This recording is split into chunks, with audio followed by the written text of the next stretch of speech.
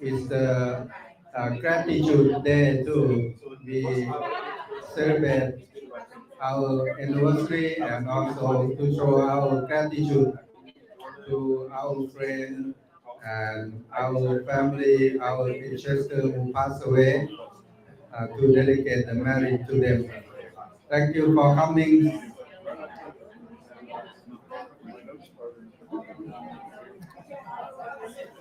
The theme of the conference today is how to make a world peace. That is very important topic nowadays because, as you know, we have a lot of conflict around the world. As a global citizen, we also have the duty to do in our part to take care of our world, to make sure that our society are at peace. Thank you again. I think. Do we have to wait for someone? Everyone coming? I think the representatives out here, they are about to ask people to come in. Okay, our friend, please come inside. คุณพี่ไปเชิญโยมเข้ามาข้างในนะมีใครอยู่ไหม We are going to start really soon. Please ask our friend to come inside. Our program will start. อาจารย์สุนทรเตรียมเตรียมชนวนให้อาจารย์จุฬาดู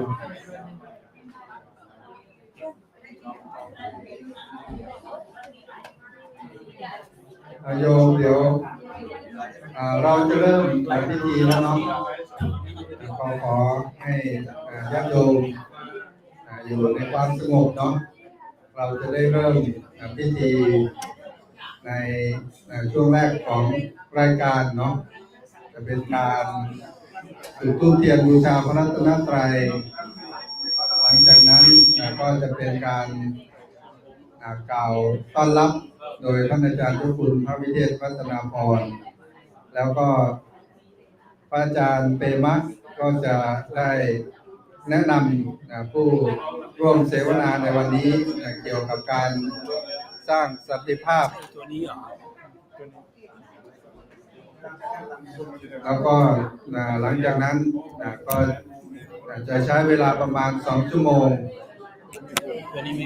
แล้วก็เป็นการมอบของที่ระลึกแก่ผู้ที่ร่วมเสวนาในวันนี้อนุโมทนาบุญกับญาติโยมนะก็ขอให้ทุกคนอยู่ในความสงบเนาะเราจะได้เริ่มพิธีในอันดับต่อไป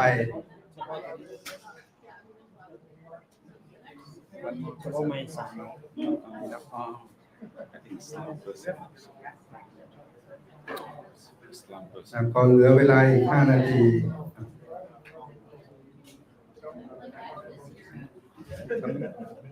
I'm checking with an email. Should be here. I'm just checking email. Shall we start? Wonderful if we start, otherwise not enough time. If we come in the middle, we can ask. Maybe ask. Okay, I think now is the time for us to start our program in the afternoon. Welcome everyone to our center. At first, I would like to invite our President, Most Venerable Pavithet Ratanaporn, the President of the Center, to light the candle and incense stick to pay respect to the Triple Gem as the way to start our program in the afternoon.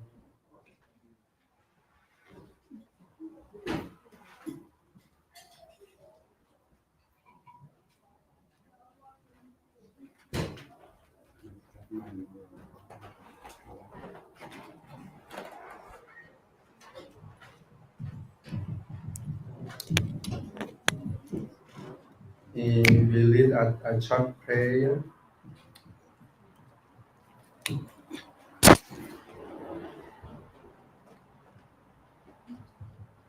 อะระหังสัมมาสัมพุทโธภะคะวาพุทธังภะคะวันตังอะภิวาเทมิสวากขาโตภะคะวะตาธัมโมธัมมังนัมมัสสามิสุปฏิปันโนภะคะวะโตสาวกสังโฆสังฆังนะมามิอันธรรมยังพุทธัสสะภะคะวะโตปุปภาคะนะมะการังกะโรมาเส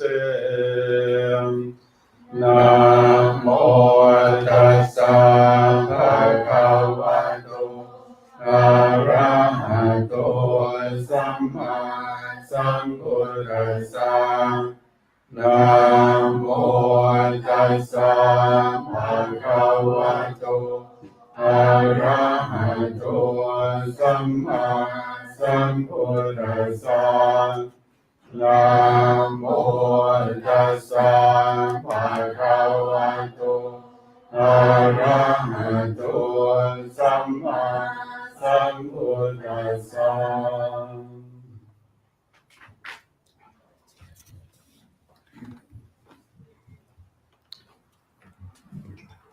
Next, I would like to invite the President of the Center, Most Venerable Pravitet Ratanaporn, the board member of the Council of Thai People in the USA, to give a welcome speech to our friend here.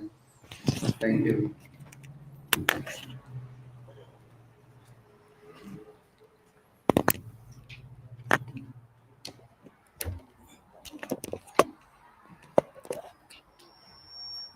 Pay homage to the Buddha, the Dhamma, and the Sangha, and the most venerable Mahasangha, and also our friend from different denominations. Thank you very much for all of you to come to join the International Religious Seminar using religious principle for world peace.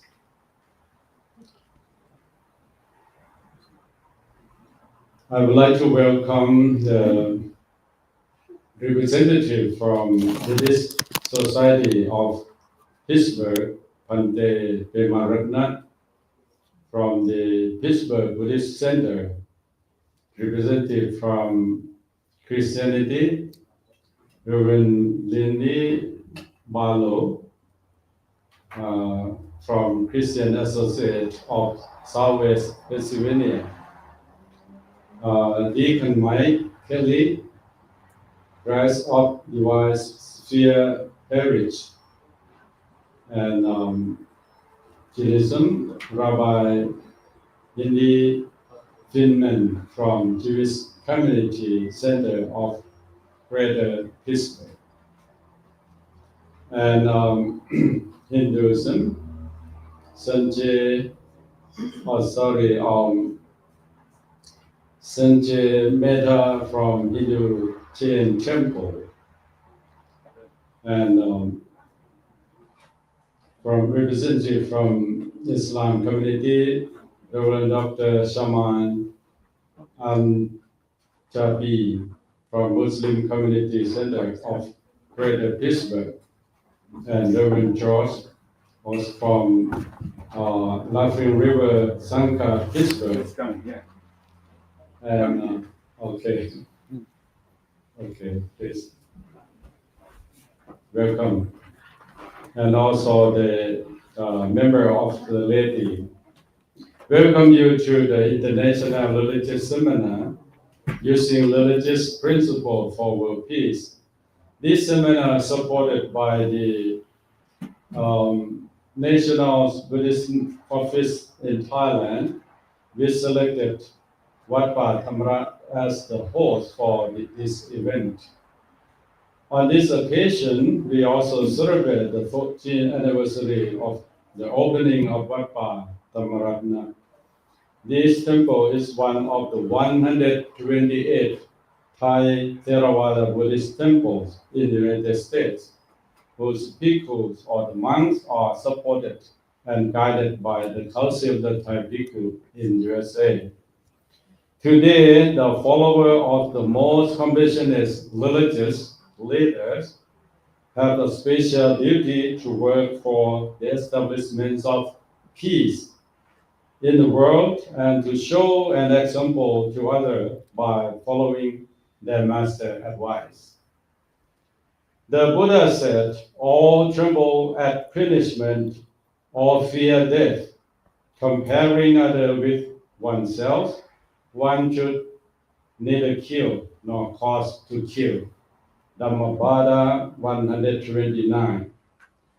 Peace is always obtainable, but the way to peace is not only through prayer and ritual. Peace is the result of man's harmony with his fellow beings and with the environment.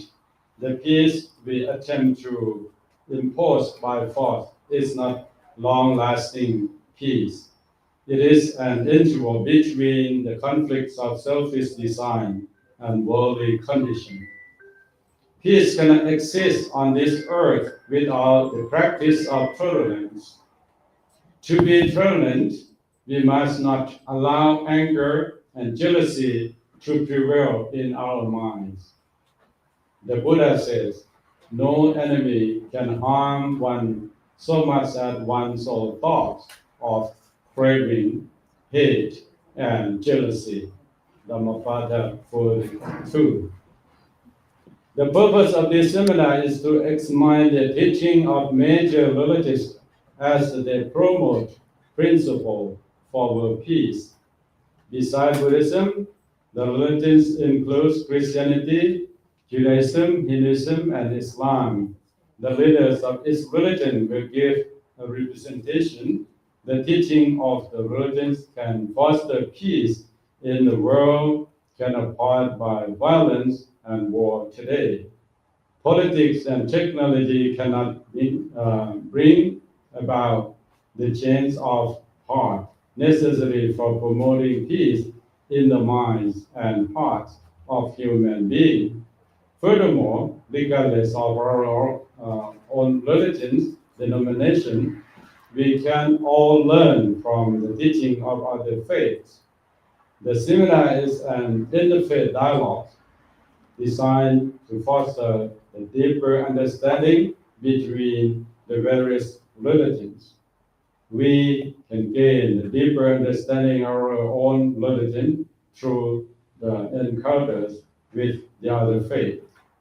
The teaching of different religions can enhance our own religion. Thank you to all to come and join the seminar today and together with the celebrate the 14th year anniversary of Wat Pa Thammarat.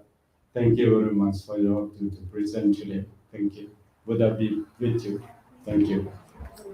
Thank you, our President, for the welcome speech. And now I would like to invite our Dhamma brother, Pante Pema, to introduce us to the theme and our speaker today. Please.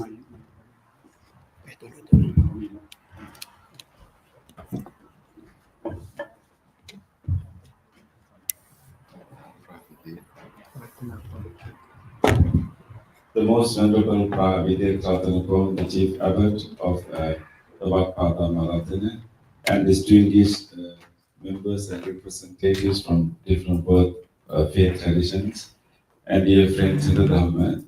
Today is a very joyous occasion.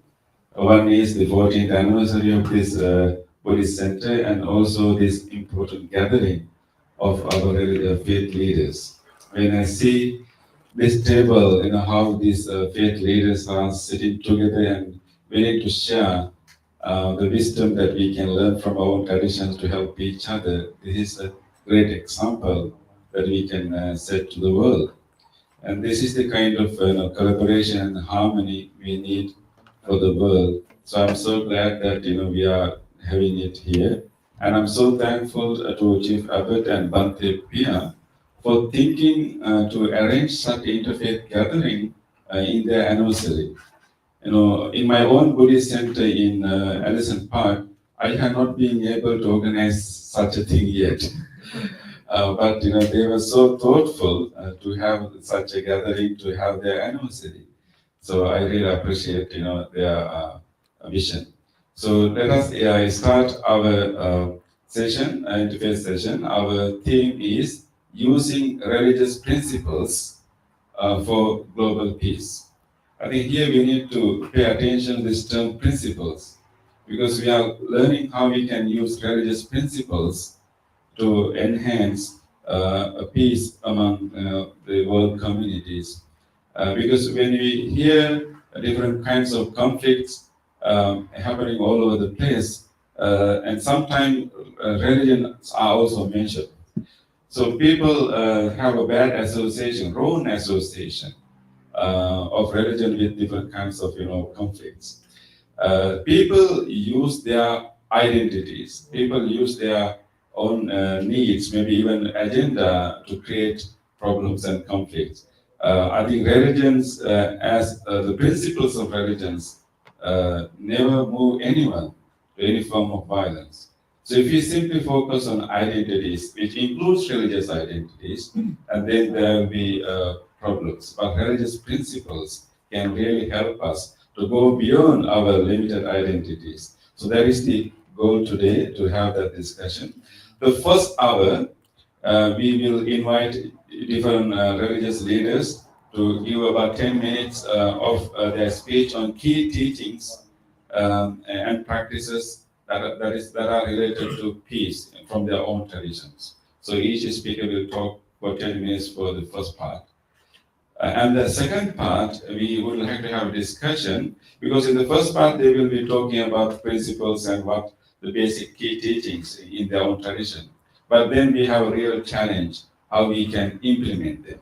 What are the real issues that we come to meet when we really going to implement them? The second hour, our discussion is going to be on discussing the difficulties and challenges, and then what kind of strategies we can use. So we would like to hear from our religious faith leaders in the second session more personal experiences, not about the world, but in our own community. What were the challenges that you encountered to encourage your own community to follow these teachings? As Buddhist monks, we also face the same challenge. How we can guide and encourage our own community to follow these principles. So we will discuss our own experiences, our strategies that we may have used. So second hour will be more friendly and more open discussion. So that's how things going to be. And now I would like to invite each religious faith leaders. And so we were discussing actually who will speak first. What is the order? We have a real difficulty in deciding that. But I think, Bhante, when you place this name place, were you thinking about in a particular order? No. So it looks like we are going to follow that kind of order. But I would like to first invite representative from Judaism first, and then we will move to Catholic tradition, and then we'll go to Protestant tradition, and then we'll come to Islam tradition. And then from there, we will come to Asia, started from Hinduism and end with Buddhism. That's going to be the order. So for the first talk, I would like to invite Rabbi Hindi Pilman, and let me give you a short introduction to our Rabbi Hindi. Rabbi Hindi Pilman is a senior director of Jewish Life, and she directs the Center for Loving Kindness in the Jewish Community Center of Greater Pittsburgh.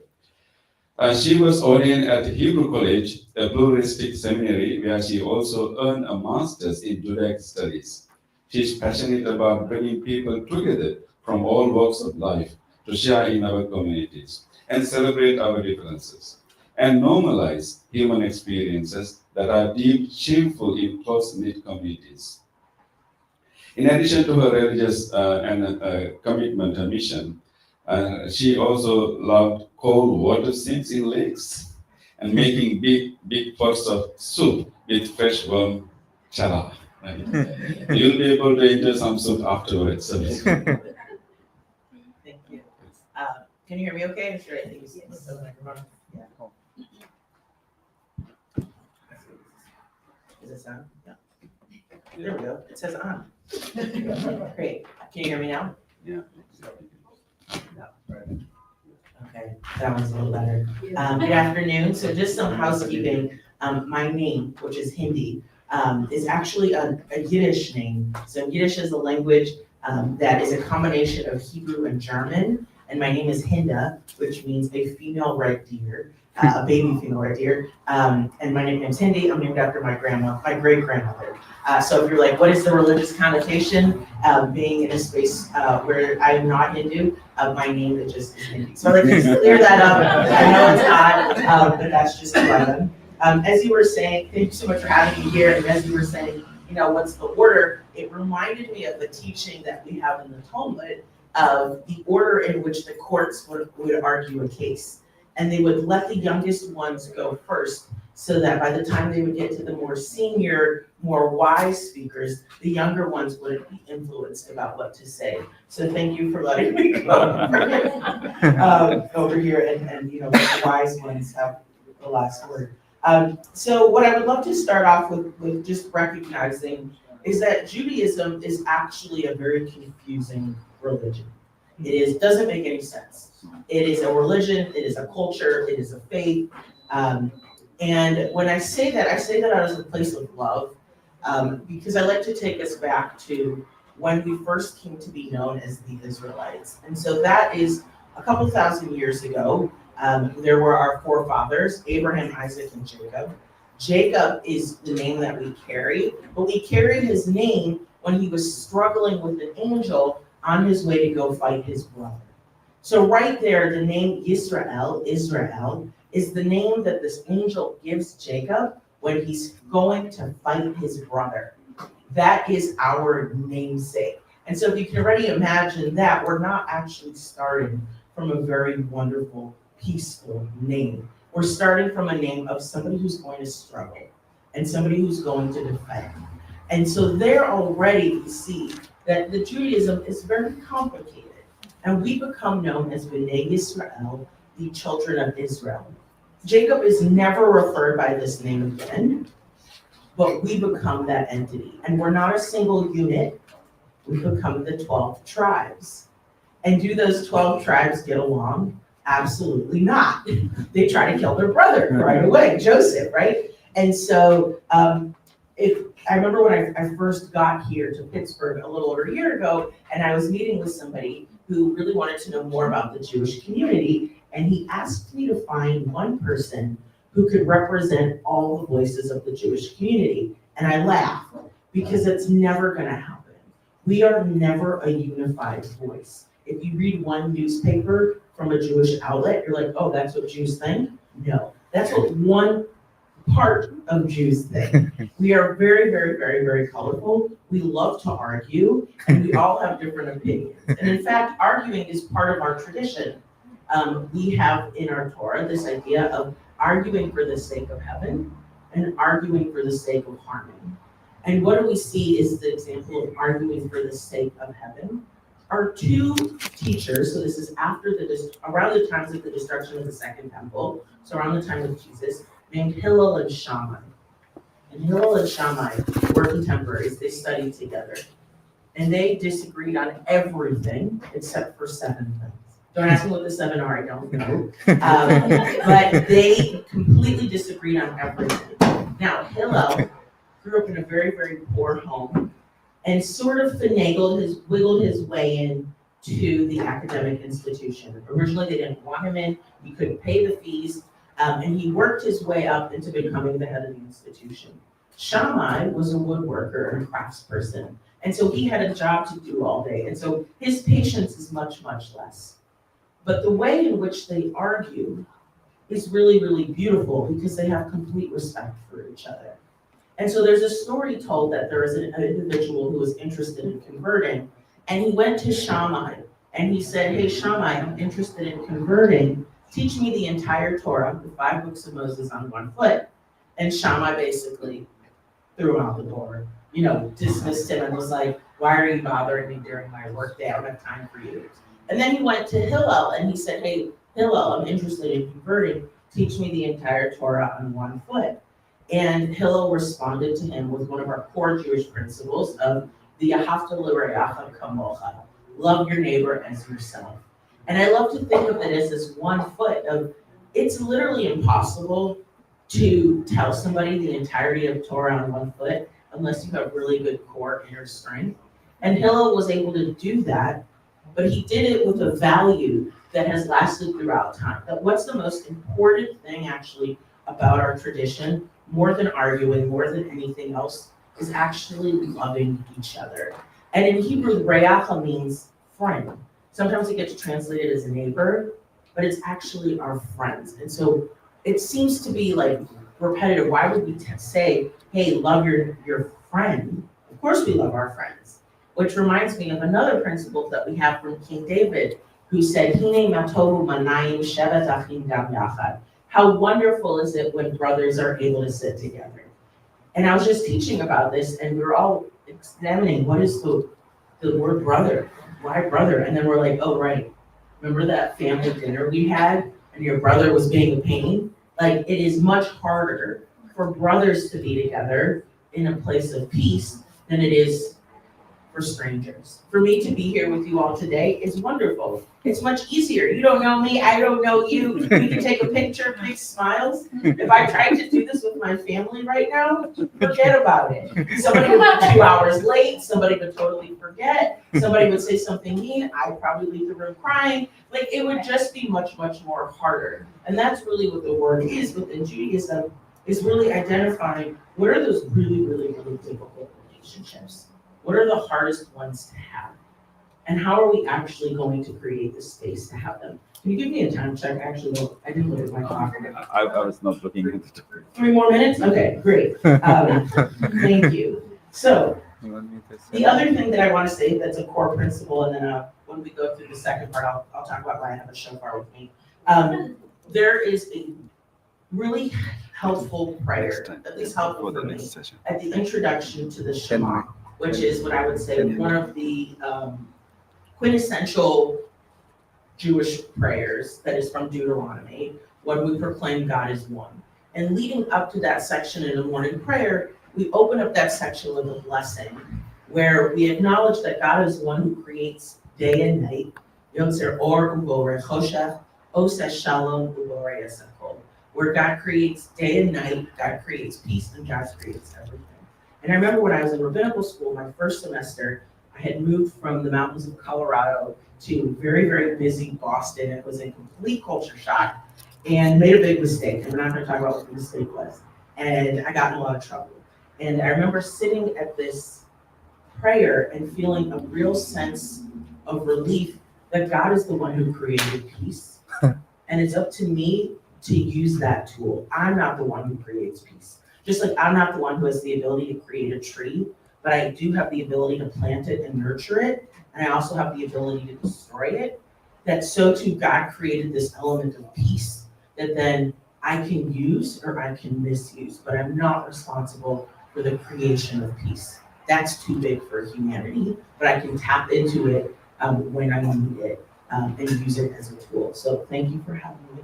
And I'll pass the mic now to This way. Thank you, Rabbi Hindi.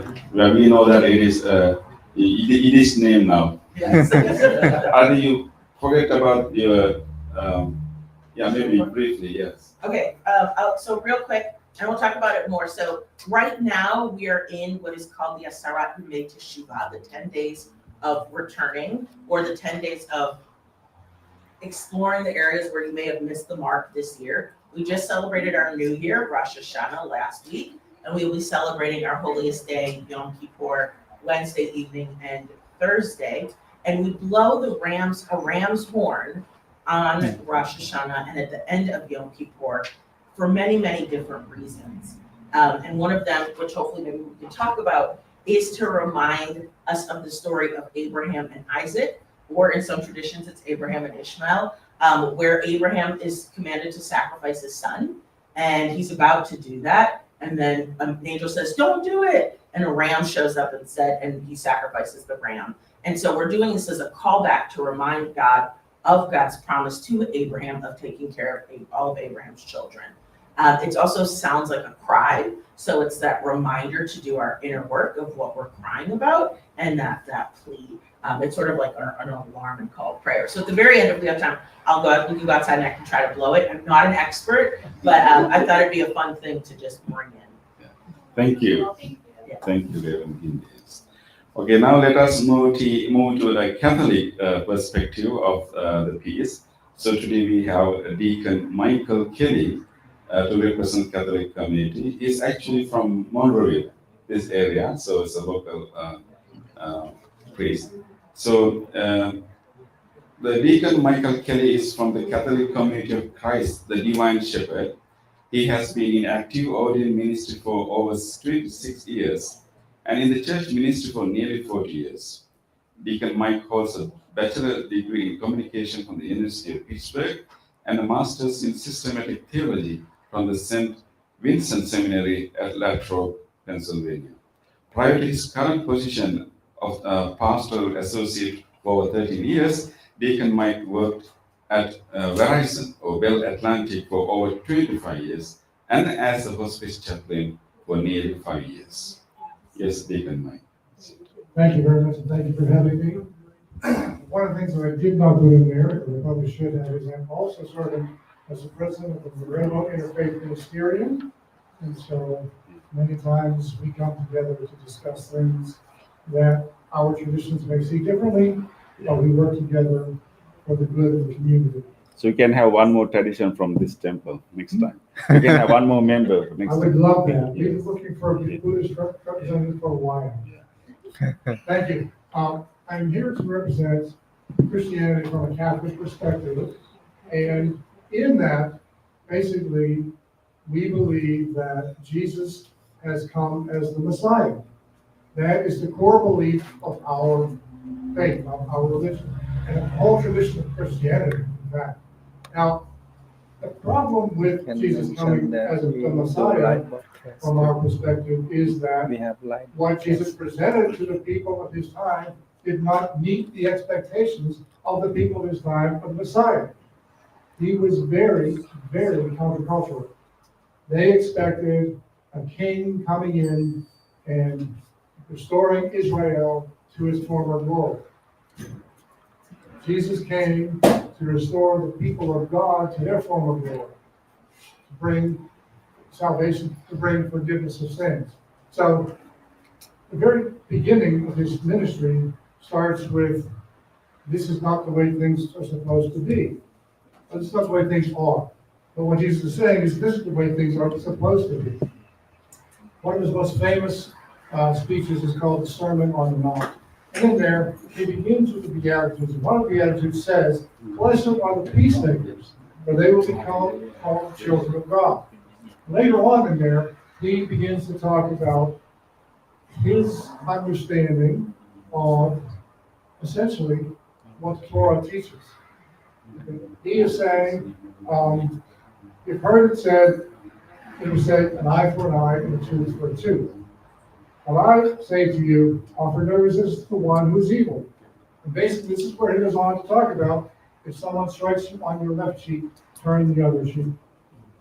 That is totally against human nature, actually. It is something we have to work on, right? And the next section, he's talking about love of enemies. He said, you've heard it said, you shall love your neighbor and hate your enemy. But I say to you, love your enemy and pray for those who persecute you. Again, countercultural. Jesus is saying that we cannot hate anyone. We are called to love each other, regardless of just how difficult that may become. In the Gospel of Luke, this finds its own presentation where Hindus talked about the two greatest commandments, the Shema and the love your neighbor. So Jesus is being asked by a scholar of the law, what are the greatest of the commandments? Now, there's 613 commandments in Jewish law. And like you said, and I'll summarize it with love your neighbor. Jesus said, you shall love the Lord your God with all your heart, and your soul, all your mind, all your strength, and shall love your neighbor as yourself. Well, actually, Jesus didn't say that in this gospel. He asked, well, how do you read it? And so Allah responded in that way. And Jesus said, you are right, we're not far from the kingdom of heaven. But to justify himself, the scholar of the law said, and who is my neighbor? There's the catch. Because Jesus goes on to tell the famous story of the Good Samaritan. Now, in that story, there's a traveler going from Jerusalem to Jericho, and he follows him with robbers. They beat him, they rob him, they leave him for dead. A priest comes by, sees him, and crosses over on the other side. The Levite comes by, sees him, crosses over on the other side. The Samaritan comes along and sees him and bathes his wounds with oil and wine, puts him on his own animal, takes him to an inn and cares for him. And he said, he leaves money with the innkeeper saying, care for him. If you spend more, I will pay you more when I return. So think about that from the perspective of who's listening to this story. Samaritans were not friends of Jews. They were kind of the enemy. So to make a Samaritan the hero of the story is again countercultural. Basically says, if this guy can love you, then you have to love him too. And that's kind of where we draw in our understanding of love of neighbor. Now, I could have gone to a concordance and said, show me the Bible references for peace. That would have been voluminous and useless. Basically, peace has to grow from love. And in John's Gospel, Jesus' last commandment to his disciples is to love one another as I have loved you. And Jesus' love is self-sacrificing. He lays down his life for all of us so that we may enter into the kingdom of heaven.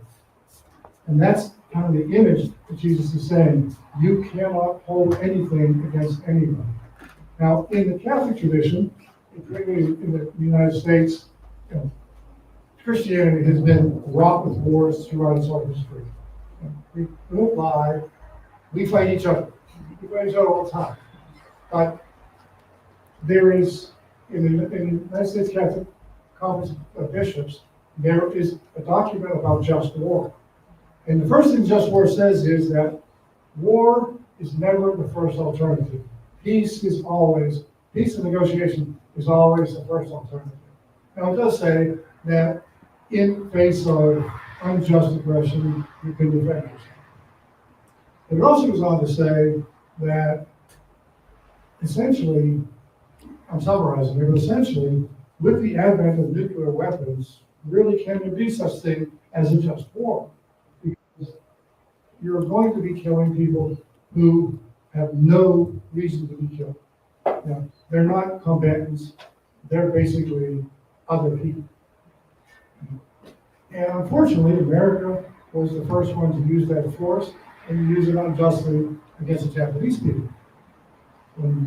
It brought men to World War II, but at what cost? At the cost of losing some of our humanity. So basically, the Christian tradition teaches that we need to love one another, and we need to put aside differences. We need to embrace what Jesus calls us to, which is forgiving each other, loving each other, and serving each other. Thank you.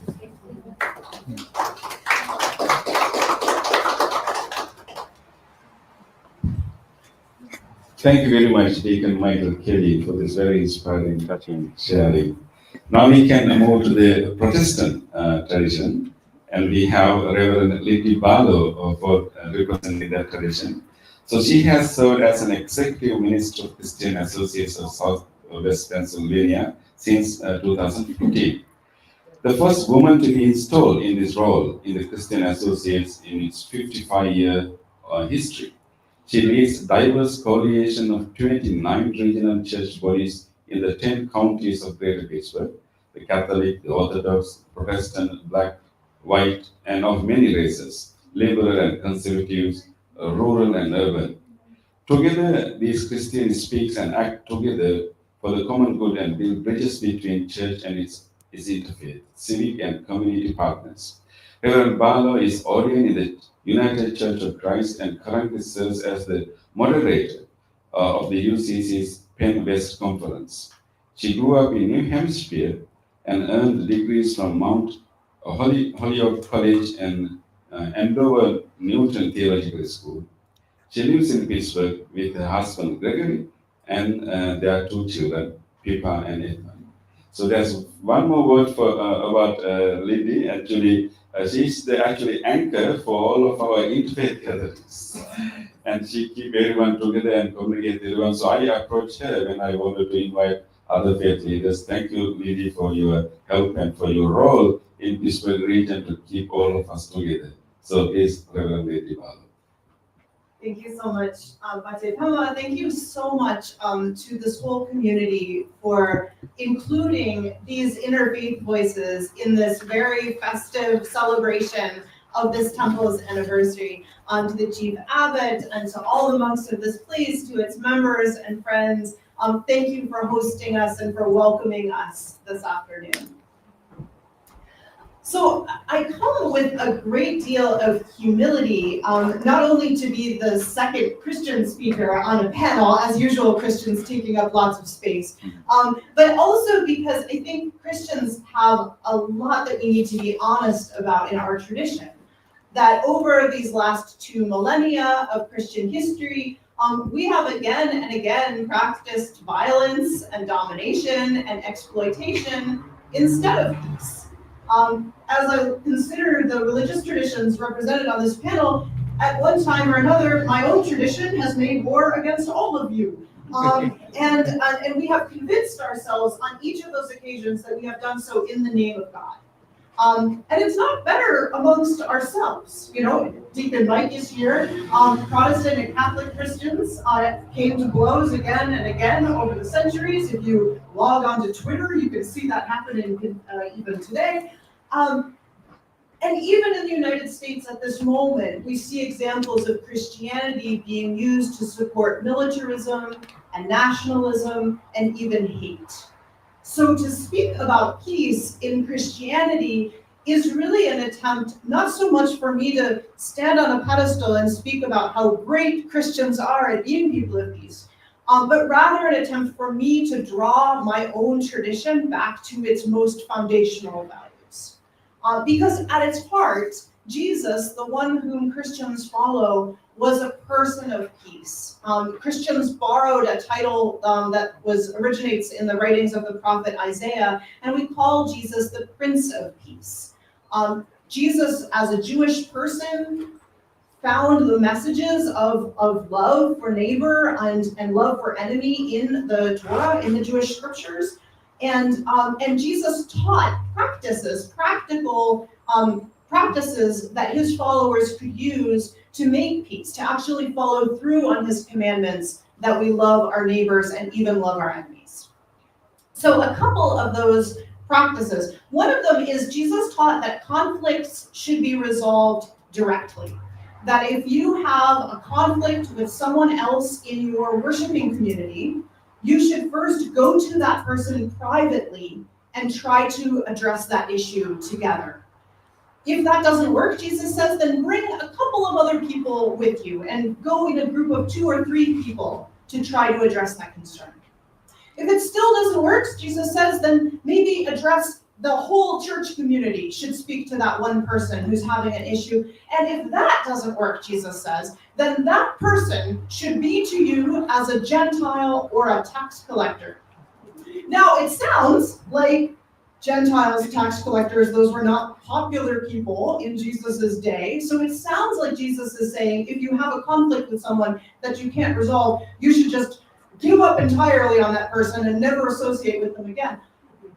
But actually, if you look at the people whom Jesus likes to hang out with most, some of them were Gentiles and tax collectors. So in other words, even when you're having a devastating conflict with someone, you can still find ways to maintain ties of relationship, even across those serious differences.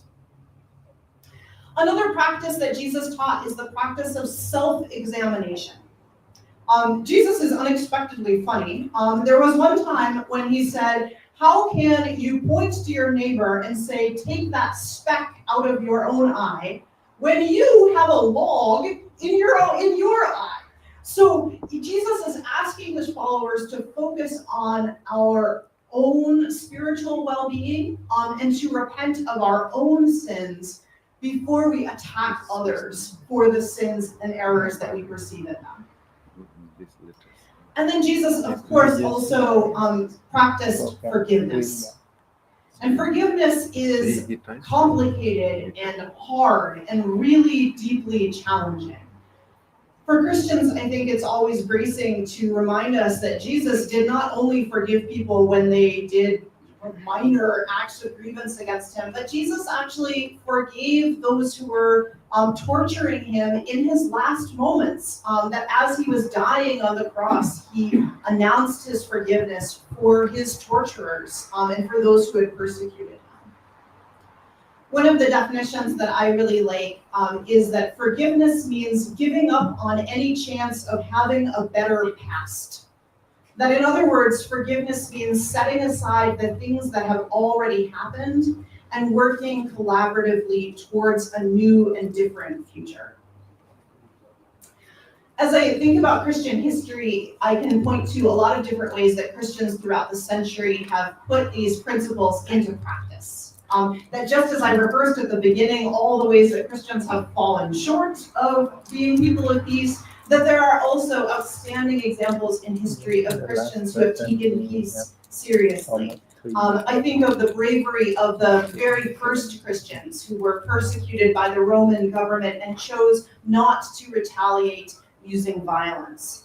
I remember great Christian saints like St. Francis of Assisi, who in the midst of the Crusades, one of the most terrible periods of Christian violence, actually traveled from Italy to Egypt and met personally with the Sultan in an attempt to create peace between the warring Christian knights and the Muslim communities in the Holy Land.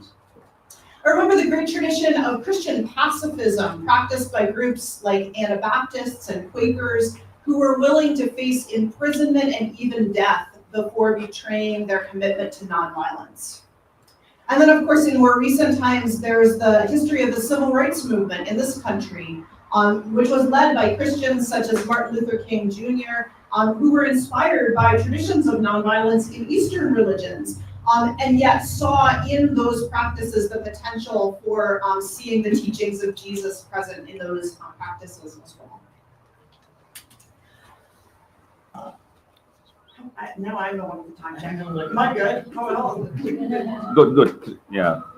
3 more minutes. 3 more minutes, perfect. It's always 3 more minutes. So historically, if you look at ways that Christians have sort of understood peacemaking in more academic ways, there are a couple of different philosophic frameworks that they have applied to this. One of them, like those Anabaptists, the strict pacifists, is that idea that violence is absolutely never acceptable under any circumstances. And unfortunately, that has sometimes meant that strict pacifist groups have withdrawn from full engagement in the rest of the community, and sort of set themselves apart from the wider community so that they have a better chance of being able to live in that strictly peaceful way. Another of these that Deacon Mike mentioned is this idea of just war, right? Is it possible to define certain categories that would allow the use of state violence? And while I believe just war theory was devised in a real attempt to practice justice, it's also true that I think that has sometimes been twisted and put violence in places where there might have been a peaceful solution and people had worked harder to find it.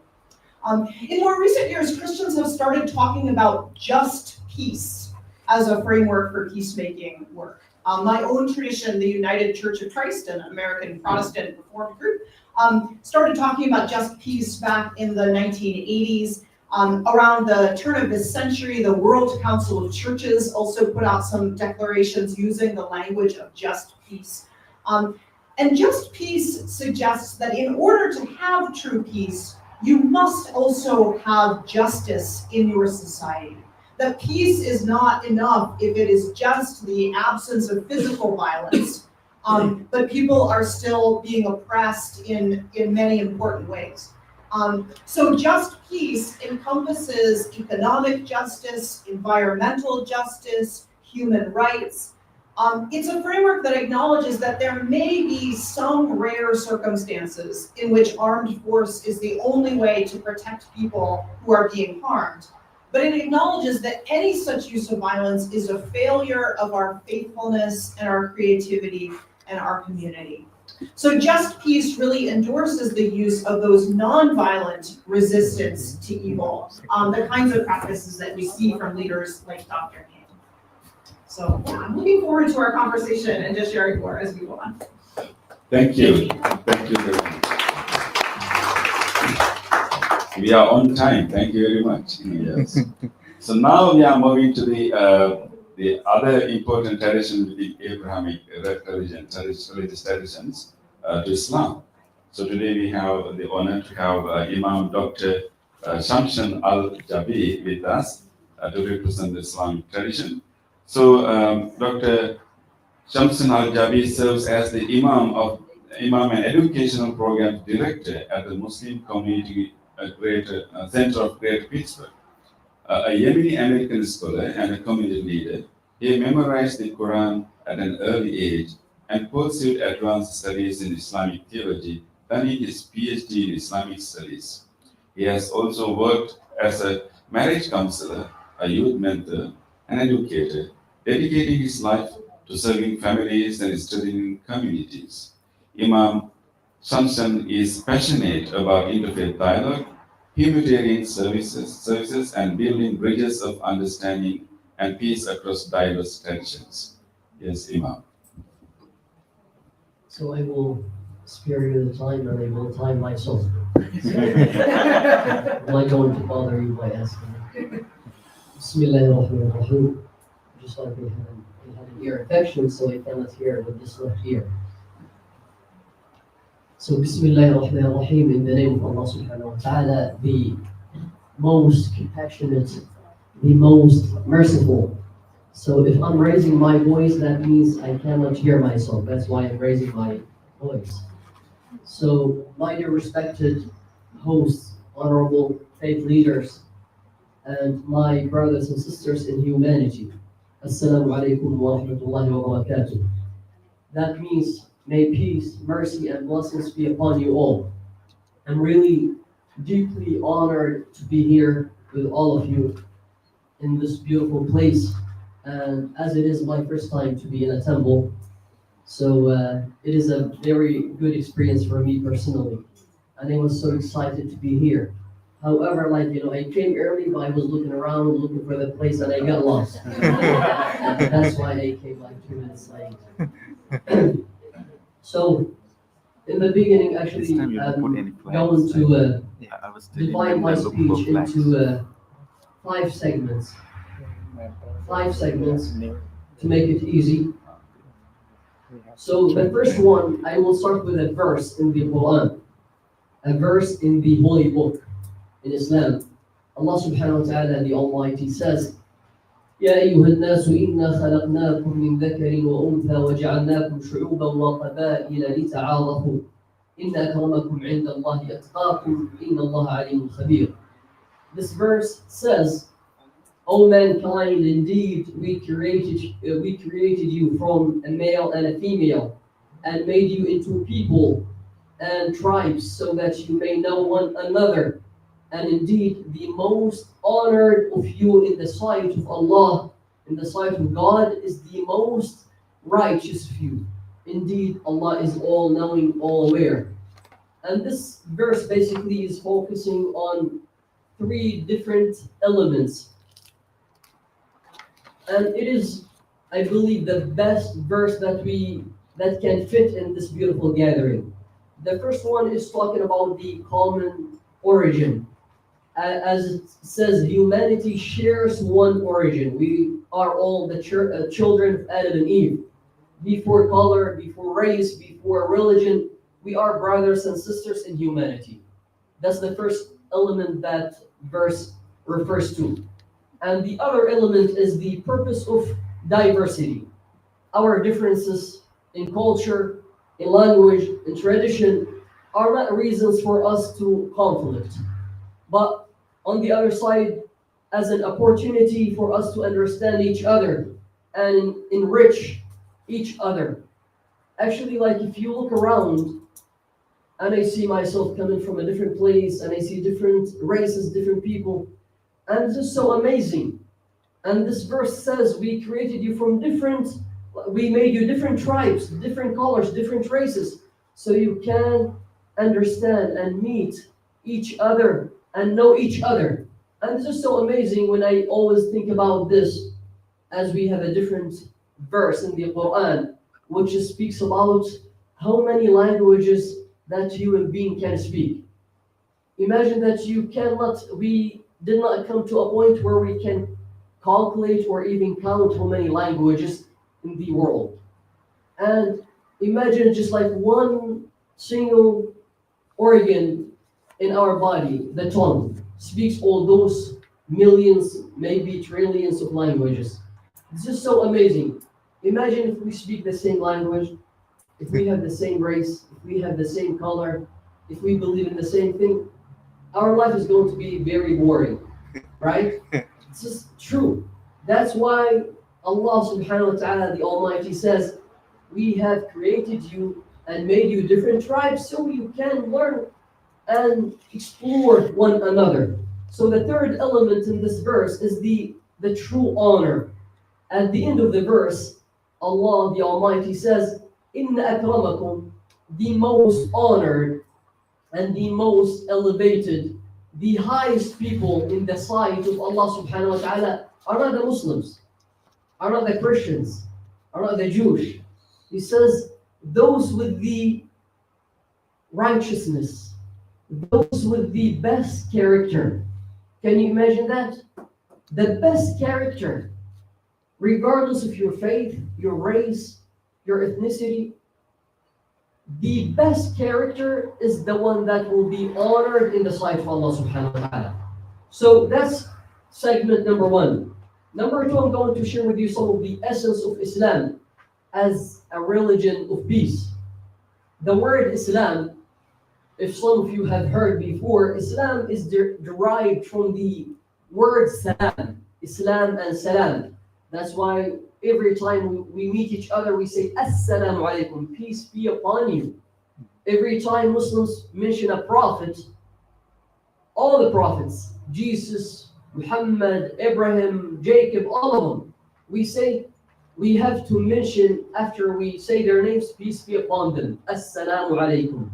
So Islam, the word itself came from the word salam, peace, wholeness, safety. And the essence of Islam, the Prophet, peace be upon him, Muhammad sallallahu alayhi wasallam, says, when he was asked, what is the Muslim? How can I define a Muslim? And he says in the authentic hadith, and the hadith is the speaking or the speeches of the Prophet, and the Quran is the word of God.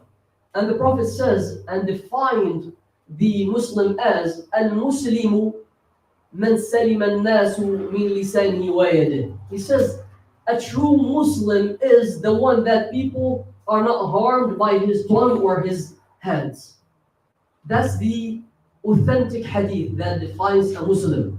So that's why our greeting, I'm emphasizing, is Assalamu alaikum, peace be upon you. So segment 4 is the core Islamic principles that foster peace, that we practice. Actually, like every Friday as Muslims, we have the gathering or the congregation every week, and we have over like 3,000 people come to pray on Friday. That's the biggest congregation weekly. But we pray every single day, 5 times a day. But on Friday is the biggest day. So we usually emphasize and speak about 3 or 4 main principles in Islam. Number one is justice. And I'm sure like all of them, they spoke about justice. But this is so amazing because I find it so important. We share the same principles. We have the justice in common. Actually, every Friday after we finish the sermon, the speech, we have to recite this verse, which is إِنَّ اللَّهَ يَأْمُرُ بِالْعَدْلِ وَالْإِحْسَانِ. O people, before you leave, remember that Allah the Almighty indeed commands us of justice and excellence. Justice and then excellence. So you cannot pursue excellence, you cannot achieve excellence, you cannot have a good character, you cannot be a perfect person if there's no justice. So justice has to come first in every aspect of our life.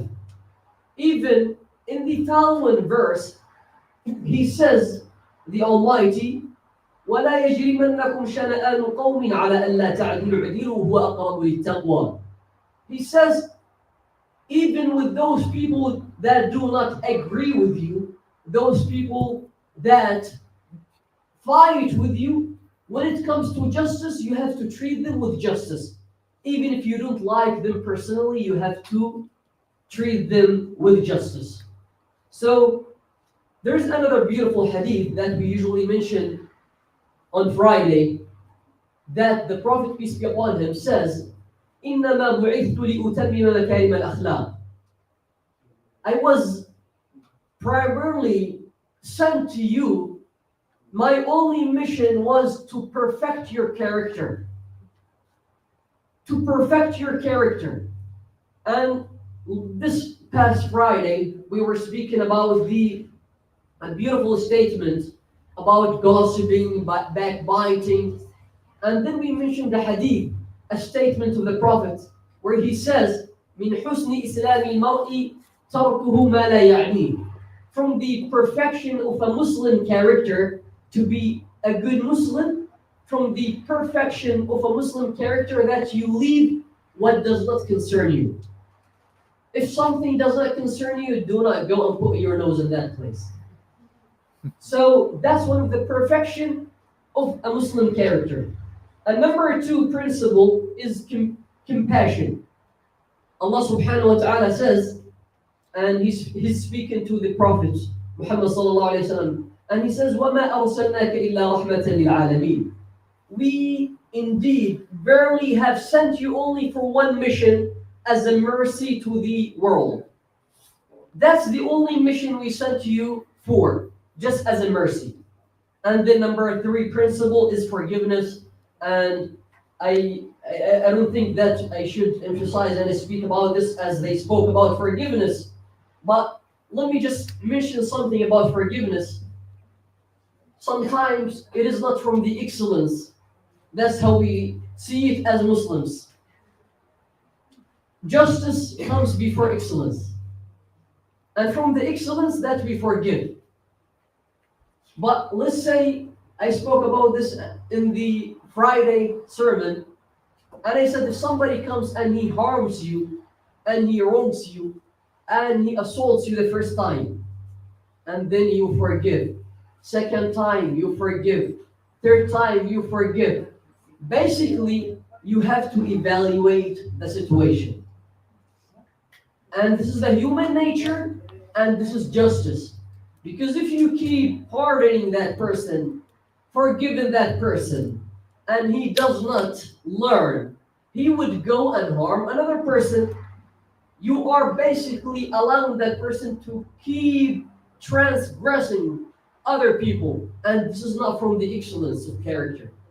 From the excellence and the perfection of the character, that we have to stop that person. And that is justice.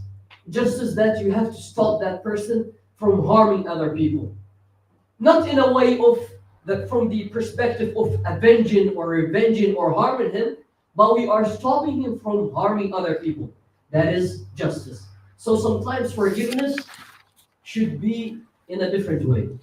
So number 4 segment is the practices, as we are speaking about peace. practices that nurture inner and outer peace.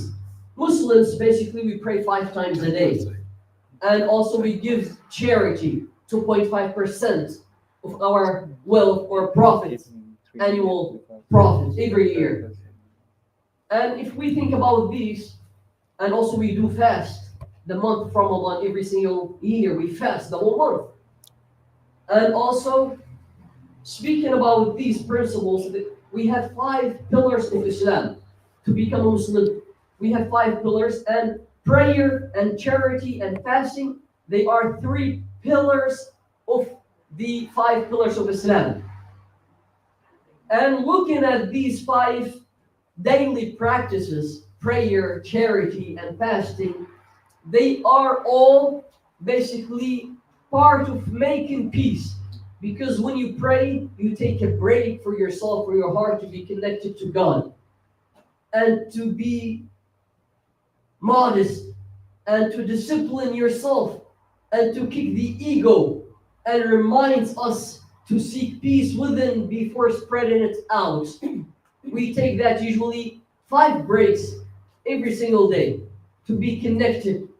Every time we get distracted during the day, we go back to God, and we feel that kind of peace within ourselves first before we go and continue our day. And also the charity. Actually, like Muslims, this is so funny, because Muslims pay taxes and they also pay zakat, 2.5%. So we pay more than anyone else in the States. So, and it is mandatory. We have to pay 2.5% of what you make every year to the needy and the poor. And that actually put harmony, and that actually makes some peace, because when people are deprived from, like, food, from essential needs, and other people, they are living in a luxurious environment, that actually brings some kind of struggle. So by doing these things, we actually bring in some peace. And finally, I will share with you some of the historical and practical examples when the Prophet, peace be upon him, migrated, and he's originally from Mecca, and he was kicked out by his people. No one believed. They were like worshiping something else, and he was calling them for 13 years in peace, and he was kicked out by his tribe. When he migrated to Al-Madinah, actually, it had different tribes, and there was like a lot of Jews in Al-Madinah. And the first thing that the Prophet, peace be upon him, did, he wrote a constitution, a covenant, a treaty between the tribes there, including Muslims. Muslims were the minority, and he did the treaty and the covenant between the Jews and Christians. And most people at that time in Al-Madinah, they were from Yemen. They came from Yemen originally. And till now, this is so funny, because I go to different interfaiths, and from my mother's side, her mom is from a Jew family. And probably some of you do not know that one of the oldest or earliest Jewish civilizations are from Yemen. Yemeni tribes, they're still living in Yemen. So they look Yemenis, and they wear the dagger, the sword. They're just Yemenis, but they're Jewish. So my mother's side, her mom is Jewish. So we're Muslims, but we're from the same tribes. You see that? This actually brings me to the final point, which is, in Islam, some people, they say, what do I need to do to become a Muslim? And they think we believe only in one prophet. But in reality, in Islam, you cannot become Muslim if you do not believe in all the prophets, starting from Adam, Noah, Ibrahim, Jacob, Ismail, Joseph, all of them, Lut, Moses, Jesus. We have to believe in all of them, and we cannot distinguish between them. So if someone says, I believe in all the prophets, but I don't like Joseph, then you cannot be a Muslim. You have to respect and honor all the prophets. This is one of the beautiful things that actually, we see it that we have so many things in common, so many things that actually can unite us rather than dividing us. And at the end, I would say, Wallahu yad'u ila dar salam. Allah subhanahu wa ta'ala, the Almighty says, and He says, Allah calls to the home of peace. May God make us among those who answer this call, building peace within ourselves, our families, our communities, and our world. I close with the universal prayer as I started. Assalamu alaikum wa rahmatullahi wa barakatuh. Peace be upon you all. Thank you. Yeah. Thank you. Thank you very much, Imam, for this very informative and inspiring sharing. Now we are moving to Eastern traditions. Yeah, both of the Eastern tradition representatives sitting at the end of the table. It was not on purpose, but somehow we went like that. Not necessarily the vices, but the vices. Yes. So today we have the honor to have our Sanjay Mehta to represent the Hindu tradition. As you know, Hinduism is the mother religious tradition for many other religions in Asia. So Sanjay Mehta holds the position of Secretary and the Advisory Board of the World Hindu Council of America. He is the coordinator of the Children's Religion and Culture program at the Hindu Jain Temple in Pittsburgh. And he frequently presents on Hindu teachings in various forums, including interfaith groups and educational institutions. Professionally, he is an information technology auditor. He lives in Pittsburgh with his wife, Amita. And I know personally Sanjay for a long time, and we have attended a lot of interfaith gatherings together. It's so nice to have you here. And in fact, this is Monroeville area, so having this temple is adding another color to this interfaith gathering.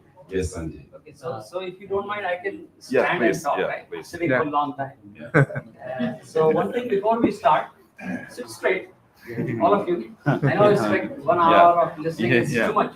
Yeah. Sit straight. So just And is it enough? yeah. You So can it's hear me? inviting us to just make Okay. a change. Yes, sit straight. Yeah. Oh, you can sit straight. Yeah. It's fine. Straight is fine. Okay? So what we do, this is, you saw in the beginning, there was a prayer done by our priest here. So same thing in Hindus, we have and I'm sure many of you are doing yoga, right? So there is a term called Om, which is pronounced as Omkar and various ways. And every tradition has some or other. We can say the calling God or just like, hey Alexa. So it's like calling God, hey God, I'm calling you. So we'll say 3 times, take a deep breath, belly breathing. This is neuroscience. It activates your vagus nerve and which activates the parasympathetic cooling system or nervous system, which is rest and digest. So we can say Om many times, but 3 times we'll say, sit straight, take a deep breath. If you don't want to say Om, you can just breathe through mouth or say humming sound, but you can do like this. We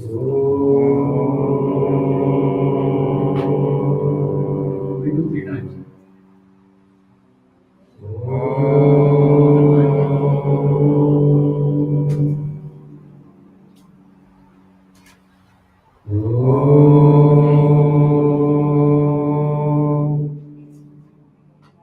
So thank you very much. This is within my time. So thanks for the effort to have this, and congratulations on the 15th anniversary. We'll have more like this, more peace. And I did this because I wanted you to be awake and listen to me. That would be selfish. But okay, so it's very good. Like everybody is talking, everything is so wonderful. So one of the things our revered Mr. Mike said that we are different, as Jesus said. I'm paraphrasing this. We are different but not separate. That's the underlying teaching of all the faiths. We are different but not separate. So there is a mantra which is very popular. It's a Sanskrit term which is used all over the world these days, and it has come from one of the Hindu books which is called Bhagavad Gita, which is a very famous book. A lot of it. It's a philosophy also. So there is a mantra in that which says, Brahman, which is an educated person, Gavi, Suni Shapaki Cha Pandita Samdarshana. That means an educated person, an elephant, a cow, a dog, or an illiterate person. We see one, we call it, the one is Atma, or we call it spirit, or somebody call it Ruh, somebody call it Bodhisattva. Is the one thing in commonness, and that's why we are different but not separate. That's the teaching, and that's why we are here, right? So that's what a lot of Hindu prayers are like this. I'm sure all of the traditions have talked about that, and that's one purpose we are here, right? So I mean, there are so many things, but I'll touch one Hindu tradition which is going on these days, and that is called Navaratri, 9 days of worship of divine in the form of a female. If you go to Hindu temples, or these days if you look for Hindu communities, we have a goddess called Durga. And there are three, Durga, Lakshmi and Saraswati. There is a temple here, SP temple, you go, there is a goddess Lakshmi.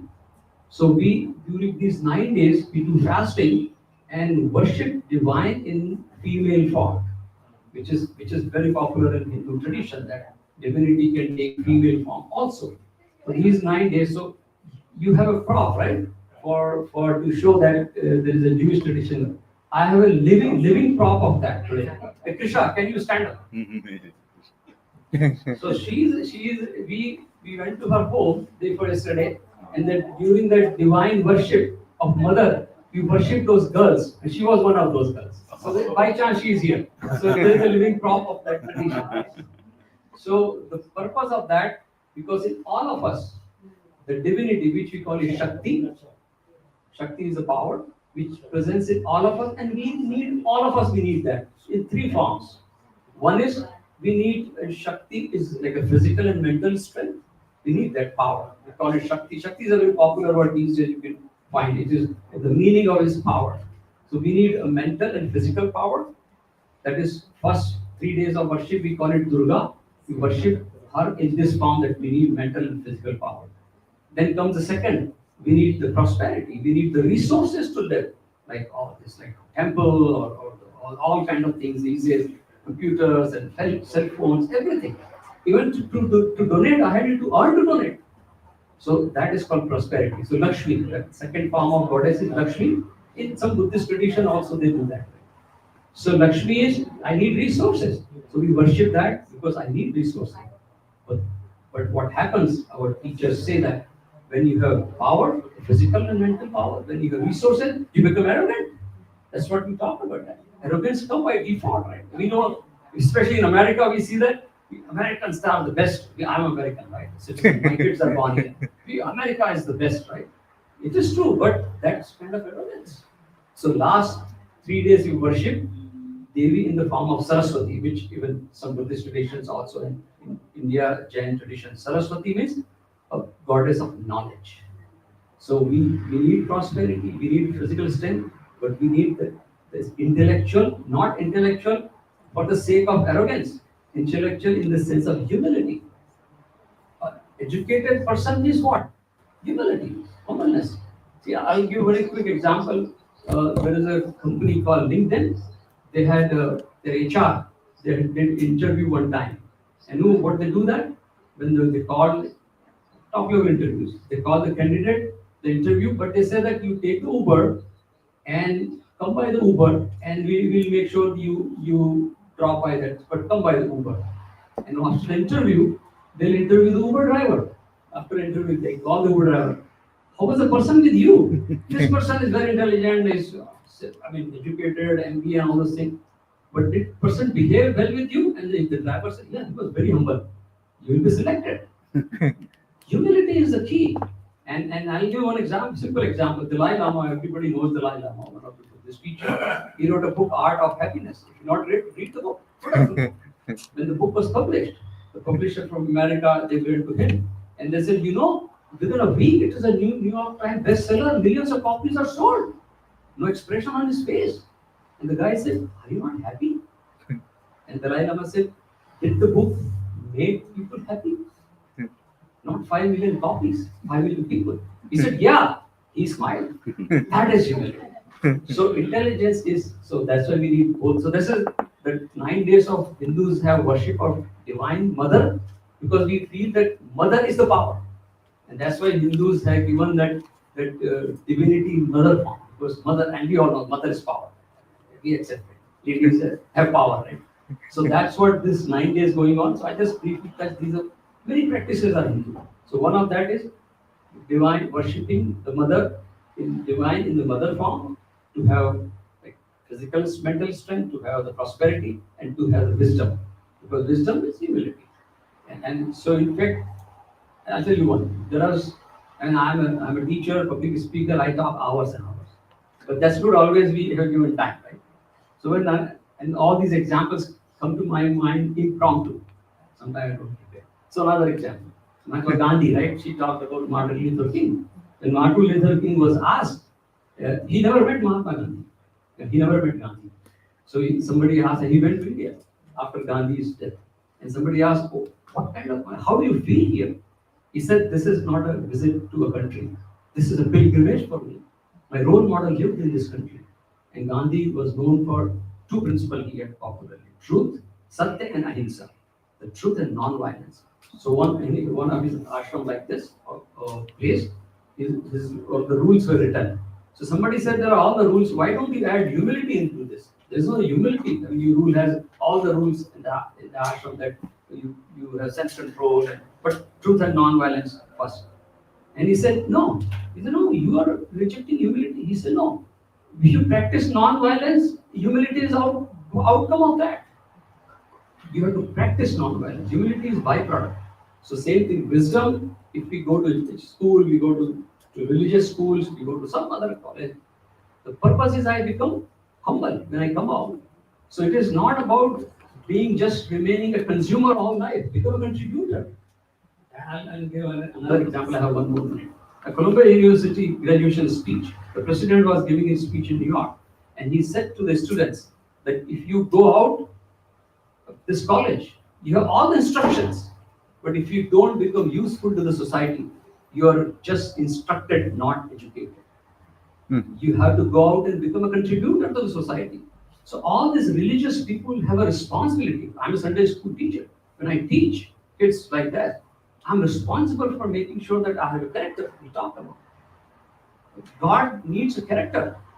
He said that Allah said that forget about religion or faith. It's about the character.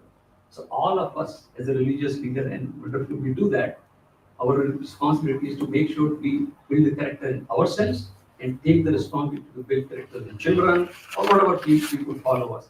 Because that's where then we become a contributor to the society. So I will stop here because it's almost time. Right? And then thank you very much for listening to me.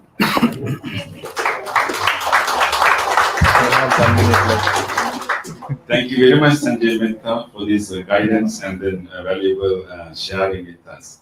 Now we come to the last speaker for today.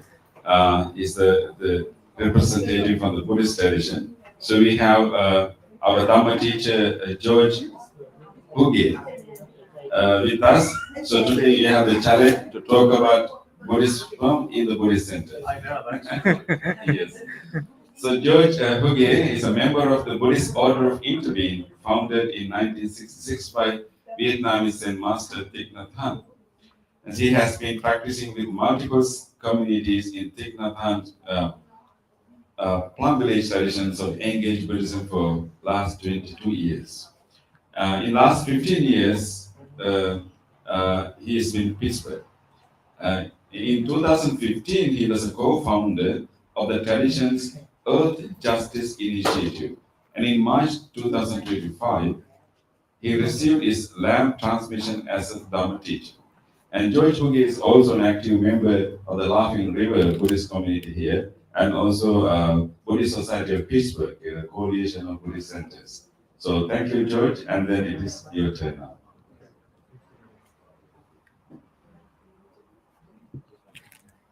So good afternoon. Is that on? That's on. Okay. So I'm learning from these guys with their cell phones. I like this.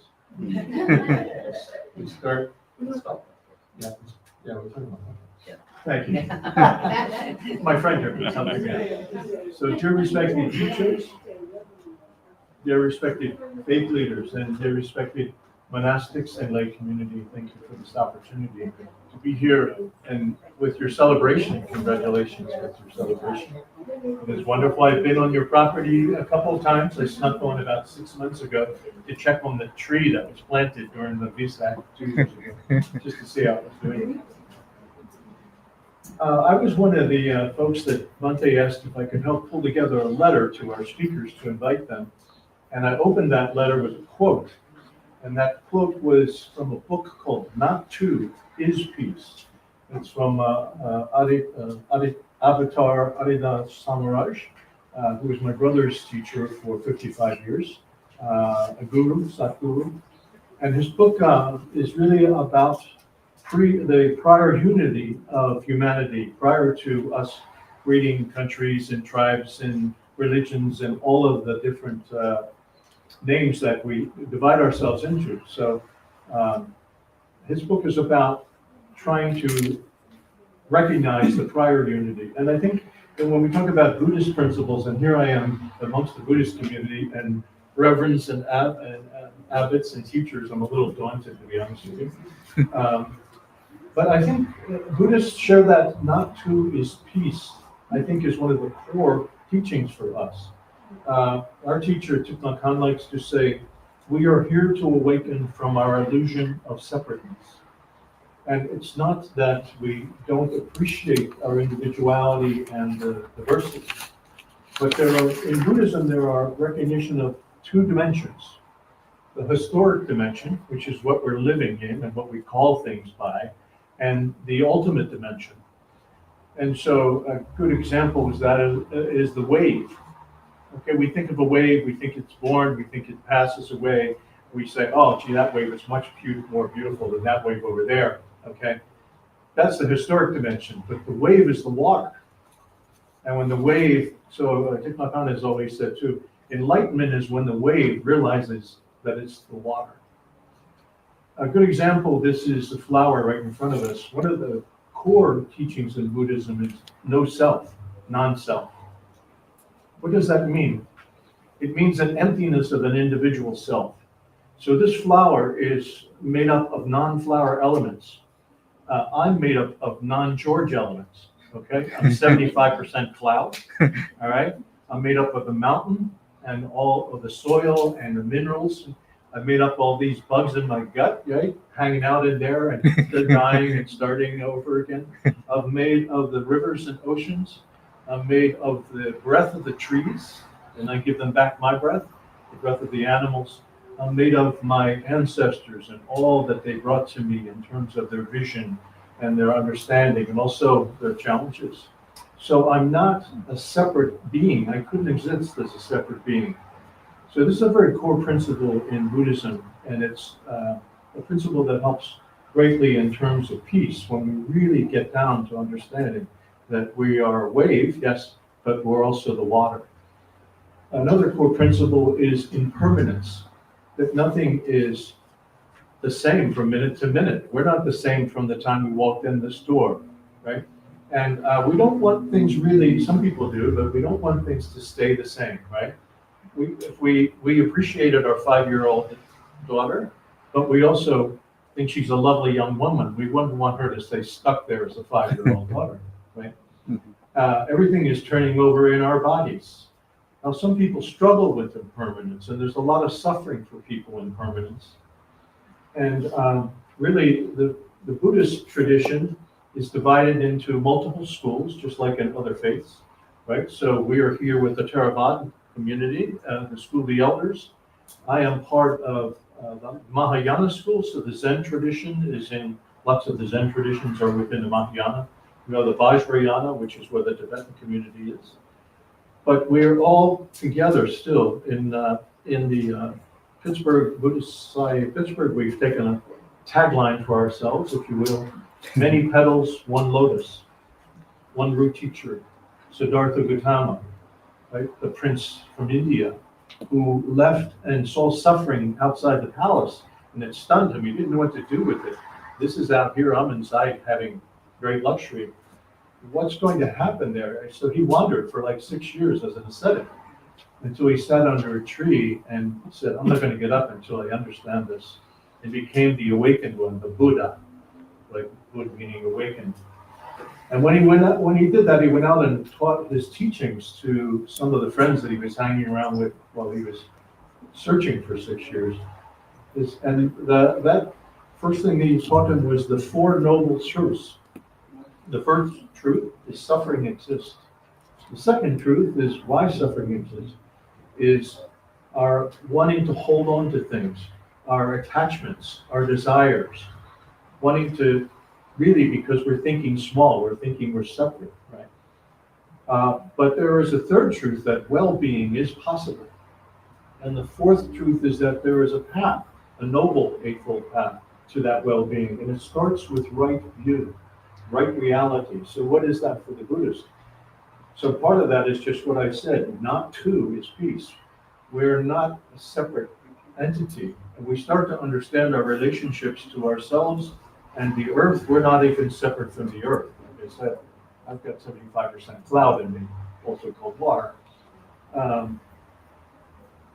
And so the noble truth of understanding that right reality leads to right thinking, leads to right speech, leads to right action, leads to right meditation, right livelihood, and the noble path that we're moving on.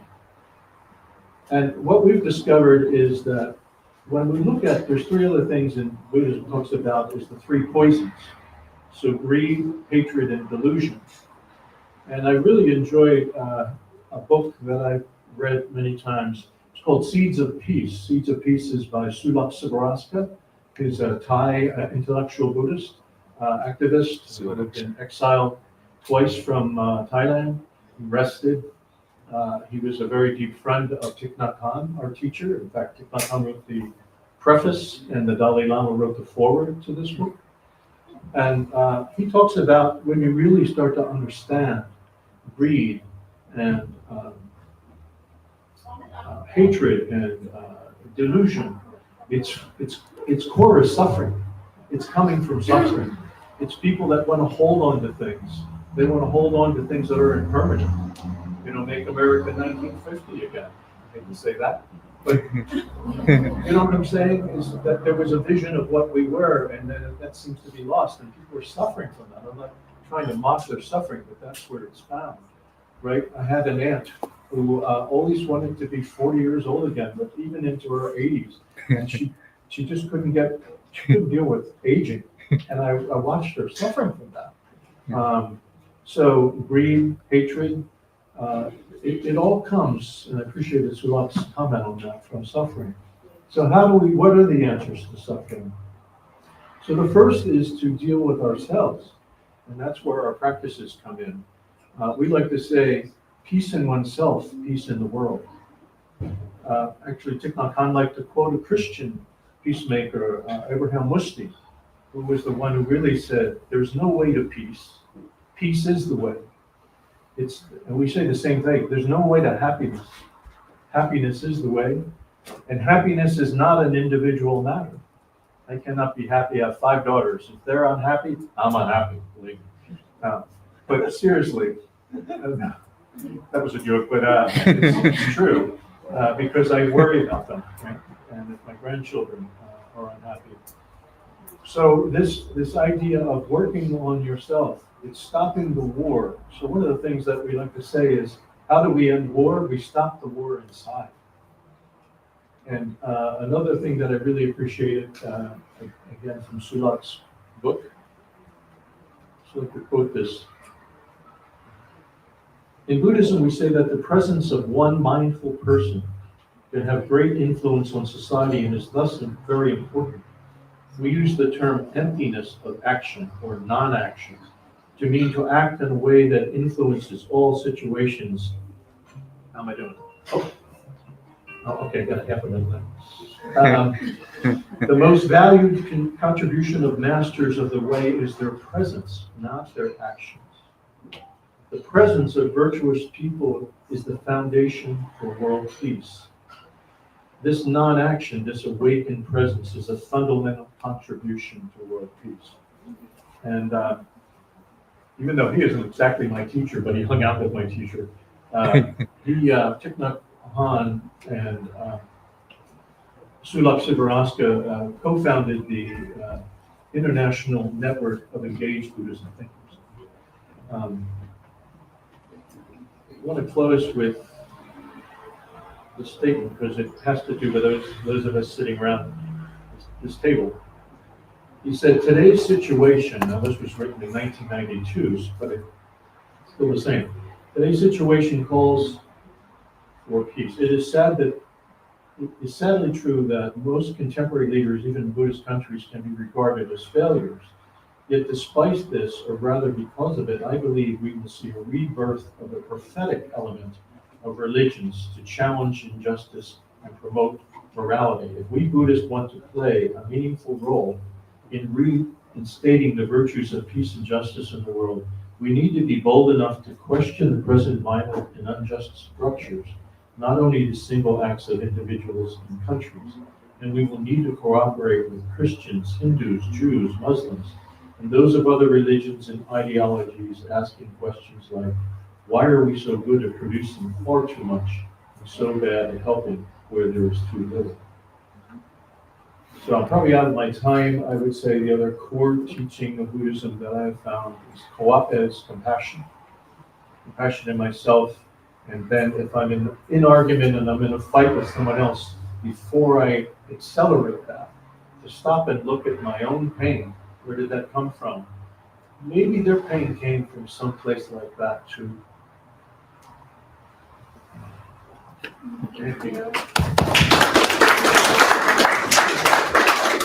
Thank you very much, George, for sharing and especially putting that question to us, that question in the book. And that's the next part that we are going to deeply discuss.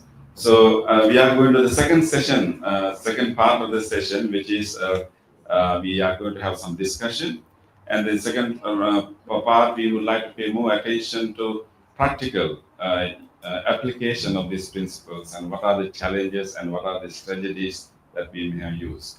So later I'm going to invite all our panel members to share their own experiences, and in their own personal ministry, on their personal, in their own local communities, what kind of challenges they have met in implementing these principles and what kind of strategies they may have used, even to conflict between a family or maybe among friends, among the communities. Let us, share with them. But before that, since you have been listening all this while, we would like to invite you to, this is a great opportunity. You see, all these religious traditions are represented here. It's a great opportunity for us to learn. And so I invite you to be open and ask questions. And I appreciate if you ask your questions more towards the practical applications of these principles.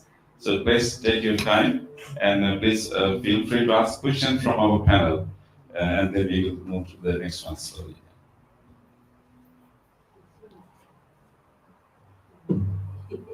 The enlightenment. No question means enlightened. You're sitting in the Buddhist temple, right? Yeah. Yeah, enlightenment. Anything you'd like to know? Yes. Yeah. I mean, can you pass the way? Yes. Amy. Yeah.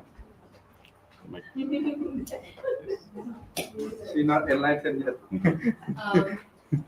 So I guess I would just say, do you feel like sometimes it's a struggle when you have a lot of diversity and you come together and you're trying hard to kind of come to a compassionate conclusion together, but do you feel like sometimes it's still a challenge?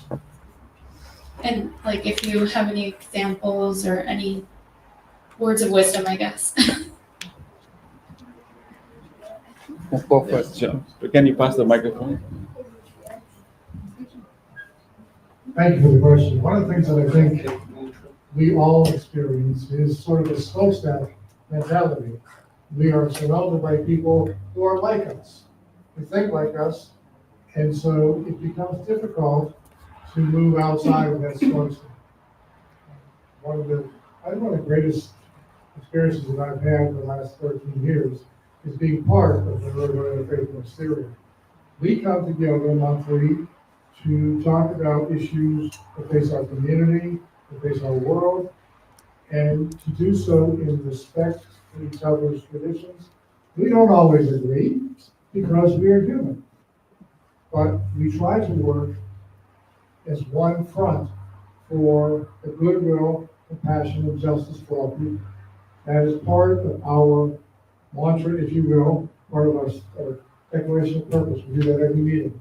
Talk about how we support each other, how we try to further the goals, and how we try to foster goodwill, compassion, and justice for all. Only by dialogue are we able to ever get there. Because if we sit in our own little ivory towers and don't talk to each other, nothing becomes accomplished. And nothing changes. We need to have ourselves challenged by other thoughts, other opinions, other traditions. But we also need to understand how we are the same, even in our differences. Anyone else? Yeah, there's nothing easy about this. So it's actually at its easiest when you are having a very polite gathering among people who don't know one another well. So something like this afternoon, which is lovely, is actually sort of interfaith conversation at its easiest, right? Like we're probably not going to get into a major argument among the members of this panel this afternoon. But there are times, absolutely, when we are encountering really significant differences among us. As we continue to know one another better, as we continue to work with each other, we run up against some incredibly fundamental disagreements that people of religious passion have, because religion is about the ultimate nature of reality, right? And we have, there are ways, I think, in which those of us here are in deep agreement about the nature of reality, right? About the preciousness of human life, about the interconnectedness of all beings. But there are some ways in which we just fundamentally disagree with each other, and that can be uncomfortable to encounter. It can be hard to sit face to face with someone who believes the ultimate nature of reality is something different from what you think, because it calls your own certainty into question, right? And so I think that these deep disagreements can be best held by doing the really hard work of being secure in your own perspective, and at the same time open to the possibility that ultimate truth might be beyond even those things that you hold most dear. And that's a really hard balance to strike.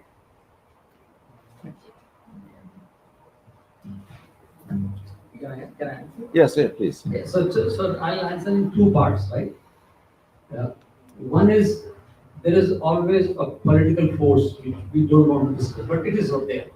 That's the biggest problem. Because even if we agree as faith leaders, we agree as teachers, there are some people they don't agree, and they create, right? So it's like that somebody asked that these days there is a communist government, right? What happens? He said in that kind of government, people exploit people. And he said, if you change the government and we bring suppose socialist government or democratic government, what will happen? He said, other way around. So in politics, so the problem is more than religious leader, but again, this is the same story in all traditions, Hindu, all, right? There is a ghost, holy ghost we call it, or something. There is always someone, or we call it like demon. There's always there. But we have as collective, this group of people, we have to keep doing that. And eventually we'll win. Someday we'll win. But we cannot just give up. And that's where it says that, that's why we are all teachers of school, children at home. We have to discuss these things at home also, not on these tables. At home I have to tell my kids, oh, we are like different, but we are not separate. And that's where it is important. So I'll just stop here. There is a guru in India, and he's a very lot of followers he has, right? He said that. And people go to him and say that, oh, we got some message. What should I do? He said, when you go out, at the exit door, I have given a message. You can read that. And it's very funny. When people go out the exit door, it is written that change yourself. He said that's my message. And simple example, when COVID happened, there were billboard by the medical health clinic that stay home. At least one less person on the street to spread the COVID. That means you change yourself, and that's what we are doing. And I think we'll win in that. So we'll continue. Thank you. Any other question from the committee? Yeah, Banta, yeah.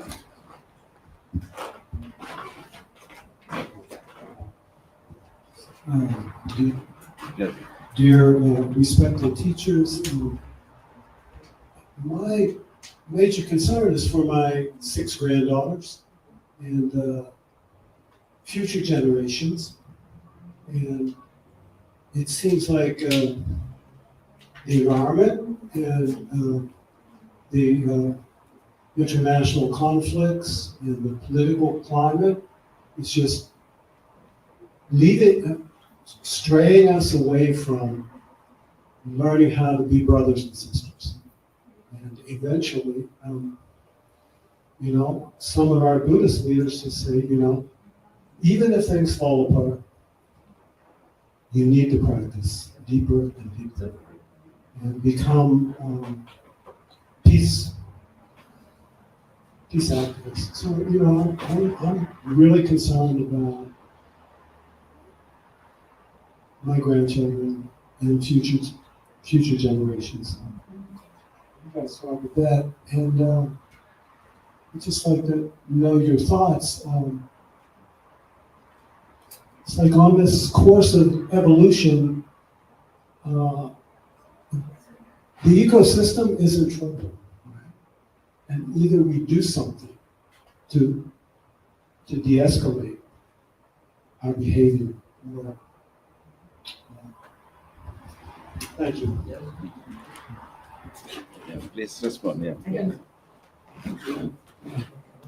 Let's see, this one, is it working now? Yeah. Maybe can you And pass? he's like, oh, there we go, thanks. I appreciate it, and I also want to I'm not a prophet, so I can't say this in the future is gonna be fine. But I trust our teens and I trust our kids a lot more right now than I trust our adults. I was just at the Eradicate Hate Global Summit, last week, 2 weeks ago? Oh my gosh, I don't know last week. Anyways, I sat in the student summit, and there was about 400 high schoolers in that room. I have more faith in them than I do in the adults responsible for our health and safety right now. We are in good shape. And at the same time, we still also have to model what actually healthy dialogue is. And so when I'm in spaces with teens and kids, I have a no cell phones rule. If I see your phone, I take it, I'm gonna sell it, and I'm gonna take the money and I'm gonna donate it to charity. That's my rule. And luckily I haven't had to do that, right? And I see these, as helpful as they are, this is much, much, much more destructive than anything else right now. And so when you're with your grandchildren and when we're with our children, make it a phone-free space. When we're together at Shabbat dinner and our family, no phones. When I have my 12-year-old niece, her phone is broken right now, and over Rosh Hashanah, I said that's the best thing that can happen to you. May your phone stay broken all year, right? You are a better person without your phone. And I say that really as a way of modeling what does eye contact look like? What are conversations look like? Lift your head when you're talking to somebody. These are things that the younger generations have completely forgotten or don't even know how to do. And that's really where I think our education comes from. Get your news off of TikTok. Don't get your news from social media. Get your news from conversation. And that's really my big push. Keep your kids off phones and screens. Yes, please. Yeah. So, yeah. I just want to, Yeah. are you hearing this? Yes. Okay, great. So I just wanted to first acknowledge David who came with me. We just came from a 3-day retreat, Buddhist retreat that we were holding, and we skipped lunch and came. And David's been a teacher in our tradition for 30 some years. And so the question, we talk a lot about consumption, and I just want to say this is somewhat theoretical, but I think it's where this panel can make a difference. So there was a gentleman in business I'm going to say about 10 years ago, well, 2009, whatever that is, longer than 10 years. He ran this very large company, private company, one of the largest companies in his industry in the United States. He became known as the greenest CEO in the world. Greenest meaning most ecologically oriented. And he was trying to solve a problem because he heard about this equation that was written in 1978. This equation said that the impact of humanity on the planet was equal to the population times technology, or the technology would accelerate things, times affluence. And of course, what's happening? We're now 8.2 billion people on the planet, right? When I was born, we were 2 billion people. I'm only 7%. Okay, so technology, we used to use shovels. Now they're blowing mountaintops off to get at coal and so forth. And we've lifted all boats, but affluence is going crazy. We think we have to buy all this stuff, right? So he was trying to figure this out in his company, and he decided to change the equation. He wrote, he said, there's no denominator in that equation. There's nothing in the bottom that's growing that's making the problem sink. So he wrote innovation and renewable energies and just very innovative things. So he called it technology 2, thinking. And but he said, and his company went a long way. He in 15 years, he reduced the carbon impact of his company by 85%, which is what we're trying to do as a nation. And he became the #1 in the marketplace doing it and made a lot of money in his company by making that decision. But at the end of his TED talk, he said, there's one thing else that's missing to get us to heaven, or the Pure Land, or whichever we want to talk. And he wrote down an H, it's happiness. And he said, if we could deal with, we're trying to solve happiness with stuff, because we're all alienated from each other. And we need somebody working on that equation. And when I saw that in 2009, I wrote next to it, that's where the Buddhist community needs to work. So, in Bhutan, there's the grand, they measure, what is it? Not, we are what? Gross domestic product, right? How much stuff we're selling. They are gross national happiness. And so how do you get after that? And there are people working on that. But I think that when I thought about interfaith events, and I've had the great opportunity with Latikamba and others to participate, and also with Reverend Liddy a lot, how can we work on that equation? How can we work on that H factor? I'll call it the H factor. And create that happiness internally that gets spread so that people don't need the consumption, right? And that's really where a lot of it's coming from. People, we see it. Like, I'm gonna get a brand new car, that's gonna make me feel better. You didn't need the car. You needed to feel better.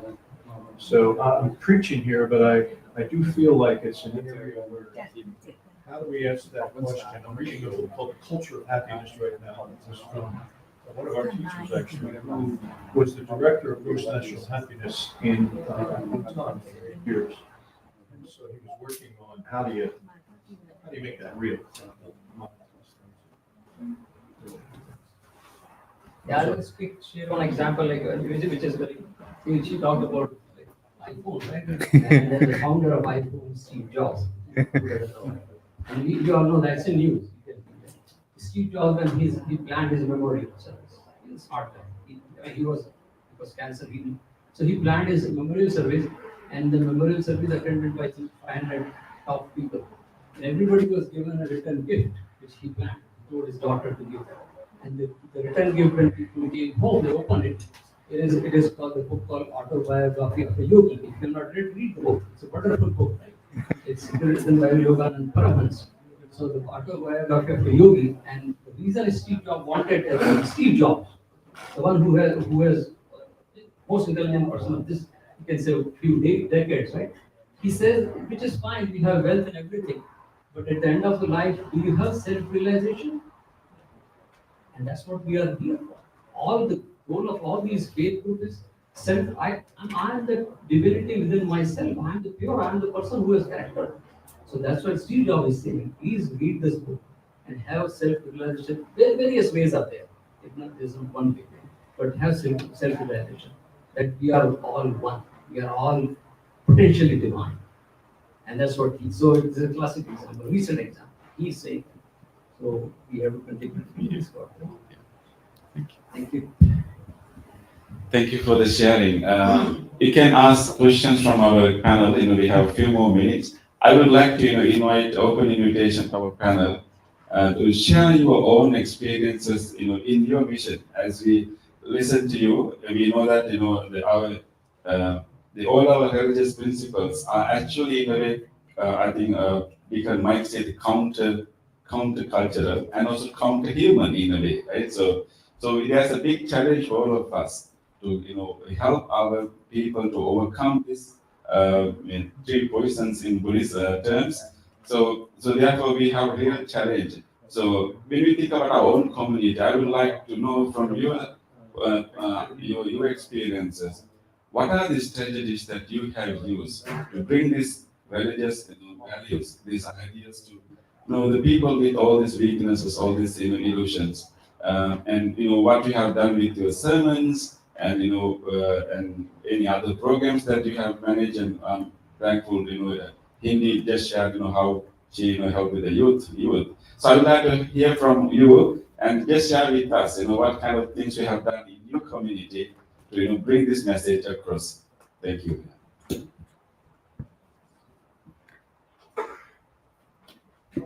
I can share. So I believe very strongly in the spiritual practice of showing up. I think it matters a great deal where we put our bodies and how we participate in the wider community. So I think Imam Ajabi, you mentioned this was your first time in a Buddhist temple. I haven't been in a Buddhist temple in a long time. And I'm sitting here this afternoon asking myself, why? Well, there's Buddhist temples all over Pittsburgh. They all have a door. I could have walked into a Buddhist temple anytime, right? I could have met these lovely people who are spending their afternoon with us. I think so often we look at all of the houses of worship in our community, all of the various cultural institutions in our community, and we look straight at their door and we see a wall. And I think it is really important for us to have the courage and the commitment to meet people who are different from ourselves, to actually look at those doors and see them as doors and encounter each other. Rather than just sitting in our own place and waiting for people to walk in our door, to go out into our neighborhood and to participate really widely in what our diverse community has to offer. And to meet people who are different from ourselves and to begin to make those connections. So that would be my practice, is just to show up. And she does that very, very well. She's everywhere. Yes, and I'm not. So the thing that I've been thinking about is right now the climate of the Jewish community after October 7th. It's bad. I'm not going to sugarcoat anything.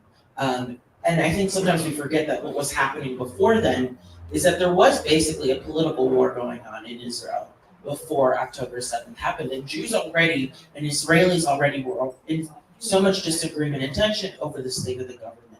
And now in the aftermath of these horrific attacks and this ongoing war, our communities are completely fractured all over the world. It's not just in Israel, it's not just in Pittsburgh, it's not just in North America. Everybody is disagreeing with each other of how to end these wars, and getting humanitarian aid in. Do we not? Do we support this government? Do we not? Are you Jewish? Are you Israeli? Are you Jewish Israeli?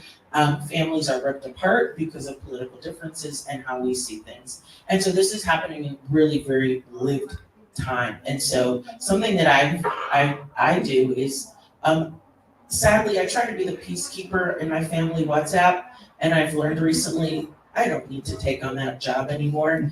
If my siblings wants to post something pro-Palestinian and my dad, who's not, is really pro-Zionist, get into a fight on WhatsApp, I can take my phone and go like this. I don't actually have to get involved in that. And it took 2 years to figure that out. because I want my siblings to get along and I want us to have a beautiful Rosh Hashanah dinner, but sometimes that's not possible. The other thing that I've learned in Judaism, in Jews, we love to kvetch. That's another Yiddish word. Kvetching, it's not really complaining. It's complaining, it's lamenting, it's gossiping, it's unloading. It's all of that linked into one, and it's just what we love to do. We love to sit in like a hot sauna and just unload everything. And so as a rabbi, what I've come to really learn is the importance of listening, and that there's something very healing for having a space to just fetch, and then to isolate what is the problem, and then what is somebody really coming to me to talk about. Do they just need to fetch for the sake of fetching? Great, give them a cold drink and a hug, and goodbye. Are they coming with an actual ask? Then we can go through that as well. But really my role right now that I see it really, really more than anything is listener, and inviting people into conversations that nobody might not know about. It's a closed door conversation. It might be a walk in the park, but really being a space to just listen, because so many people right now are in a lot of pain. Thank you. I think the key to trying to make things better is compassion. You need to be able to see in the other person that which is divine. We as Christians don't believe that there is, that anything but God is divine. But we believe we share in God's divinity through the suffering and death and resurrection of Jesus. So when we encounter someone else, it is our call to see the face of Jesus in their person, to see a child of God just as we are. I'll give you an example of something that happened a couple of years ago that kind of runs along this path. A couple of years back, we were privileged to get violins of hope, violins that came out of the Holocaust. And they were traveling around in Lake Pittsburgh. We had a couple of programs. One of the programs we wanted to have was a community program. And Rabbi Barbara Simons at the time was at Temple David, and she was wondering how we do this. I was like, well, we do it by not having it at Temple David.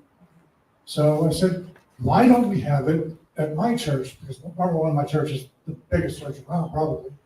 But why don't we have it in my church?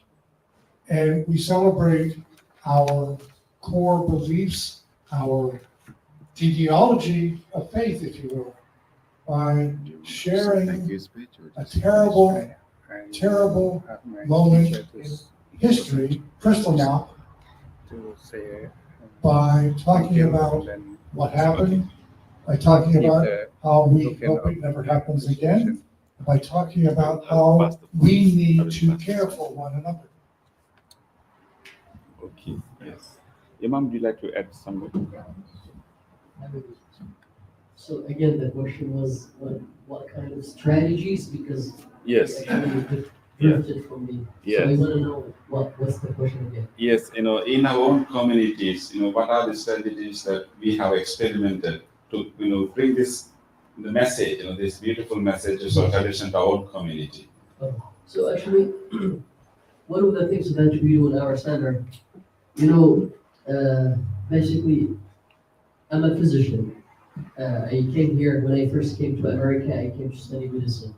I came with a full-ride scholarship, to medical school. That's how I came to America, after high school. So then I ended up as an imam.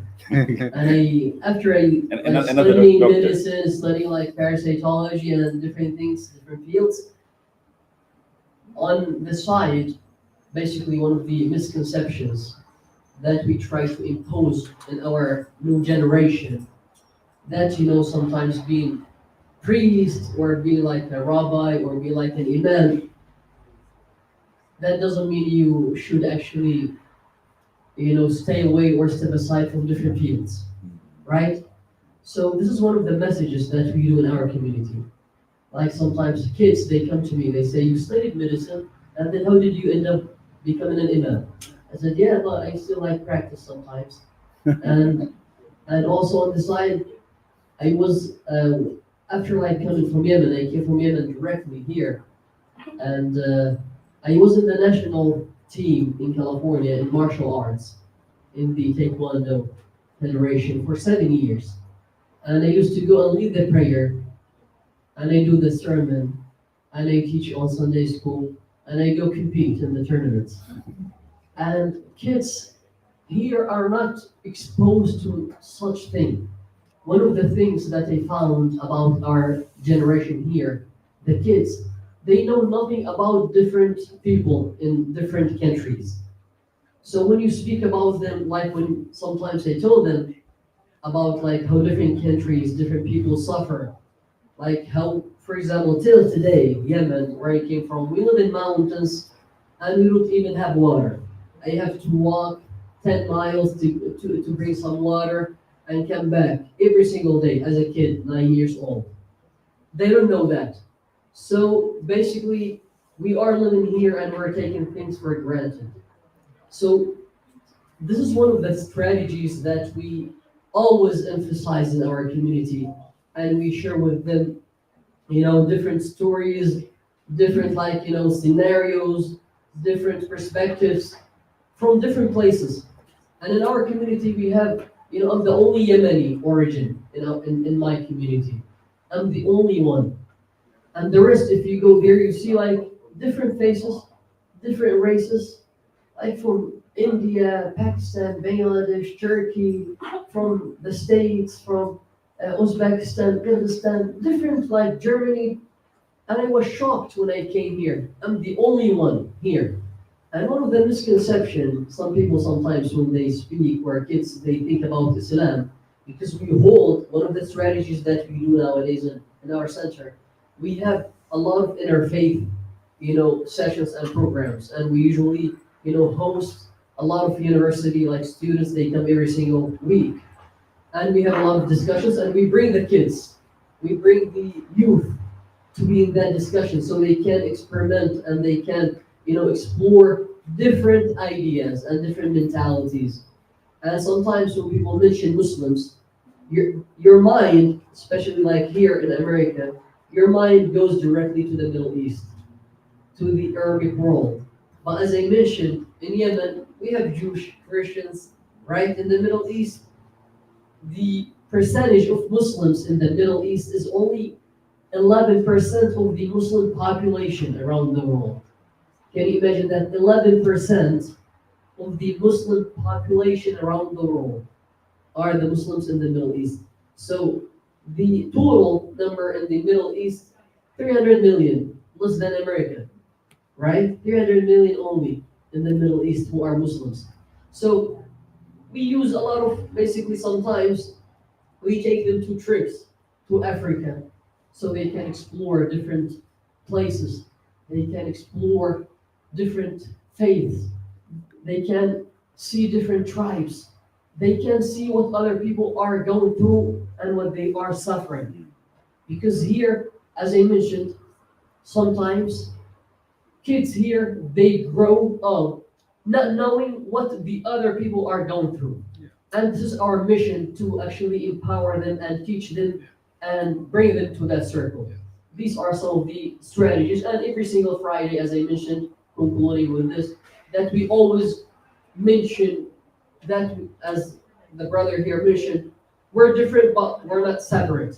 And there's like a verse in the Quran, it says, no compulsion or coercion in Islam.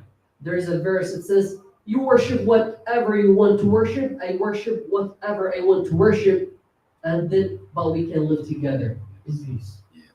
Thank you very much, Imam.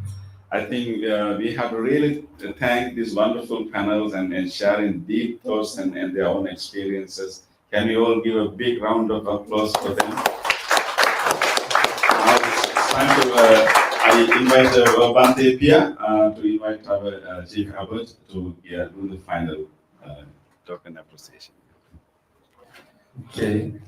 We don't want to end because we get a lot of good experience and good knowledge.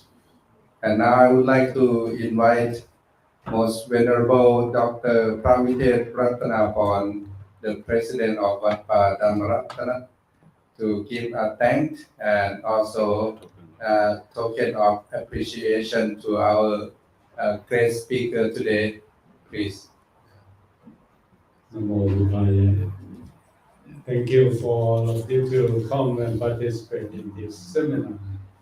So we get deeper understanding about the principle of our religion. We are different from the idea, but it's not different in common that we have loving kindness and compassion to all. We need our people in our community to love each other. The problem, the conflict in everywhere because of the follower not follow the teaching, the core of the teaching of our master or gods or whatever. If everyone follow the teaching, and then there is no conflict and understand the teaching clearly. So let us practice loving kindness and compassion in Buddhist perspective, because we have Mahakaruna, Mahametta or Maitri, that without boundary, without limitation, we love to all people, and then there's no conflict and no enemies in this world. So by the end of this session, I would like to share loving kindness and compassion to all sentient beings, human beings, without limitation, without boundary. May all beings be free from enmities. May all beings be free from ill treatment. May all beings be free from suffering. May all beings protect their own happiness. May all beings be happy in body and mind. Sadhu, sadhu, sadhu. Thank you very much. Now I would like to invite our President to give a token of appreciation to all the great speakers today.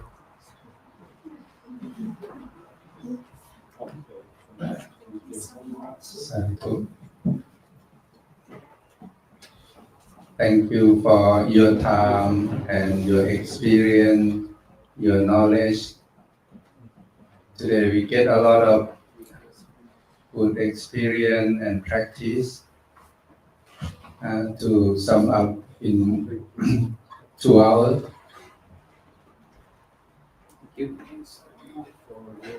And want to let you know that beside the people here who can listen to the talk, and also we do live broadcast to Facebook and YouTube, that people can listen from all around the world.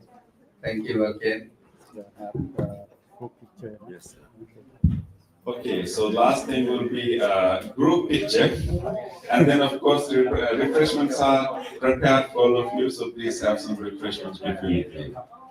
Let's get it.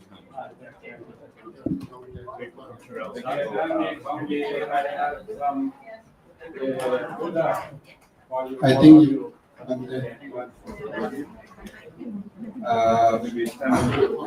stand. Okay. Hello, nice to meet you.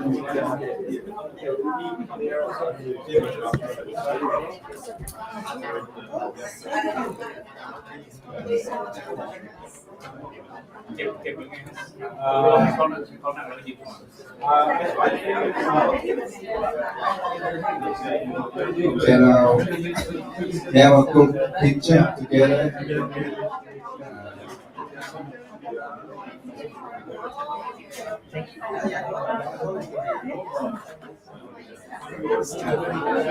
Want to invite everyone to join the group picture.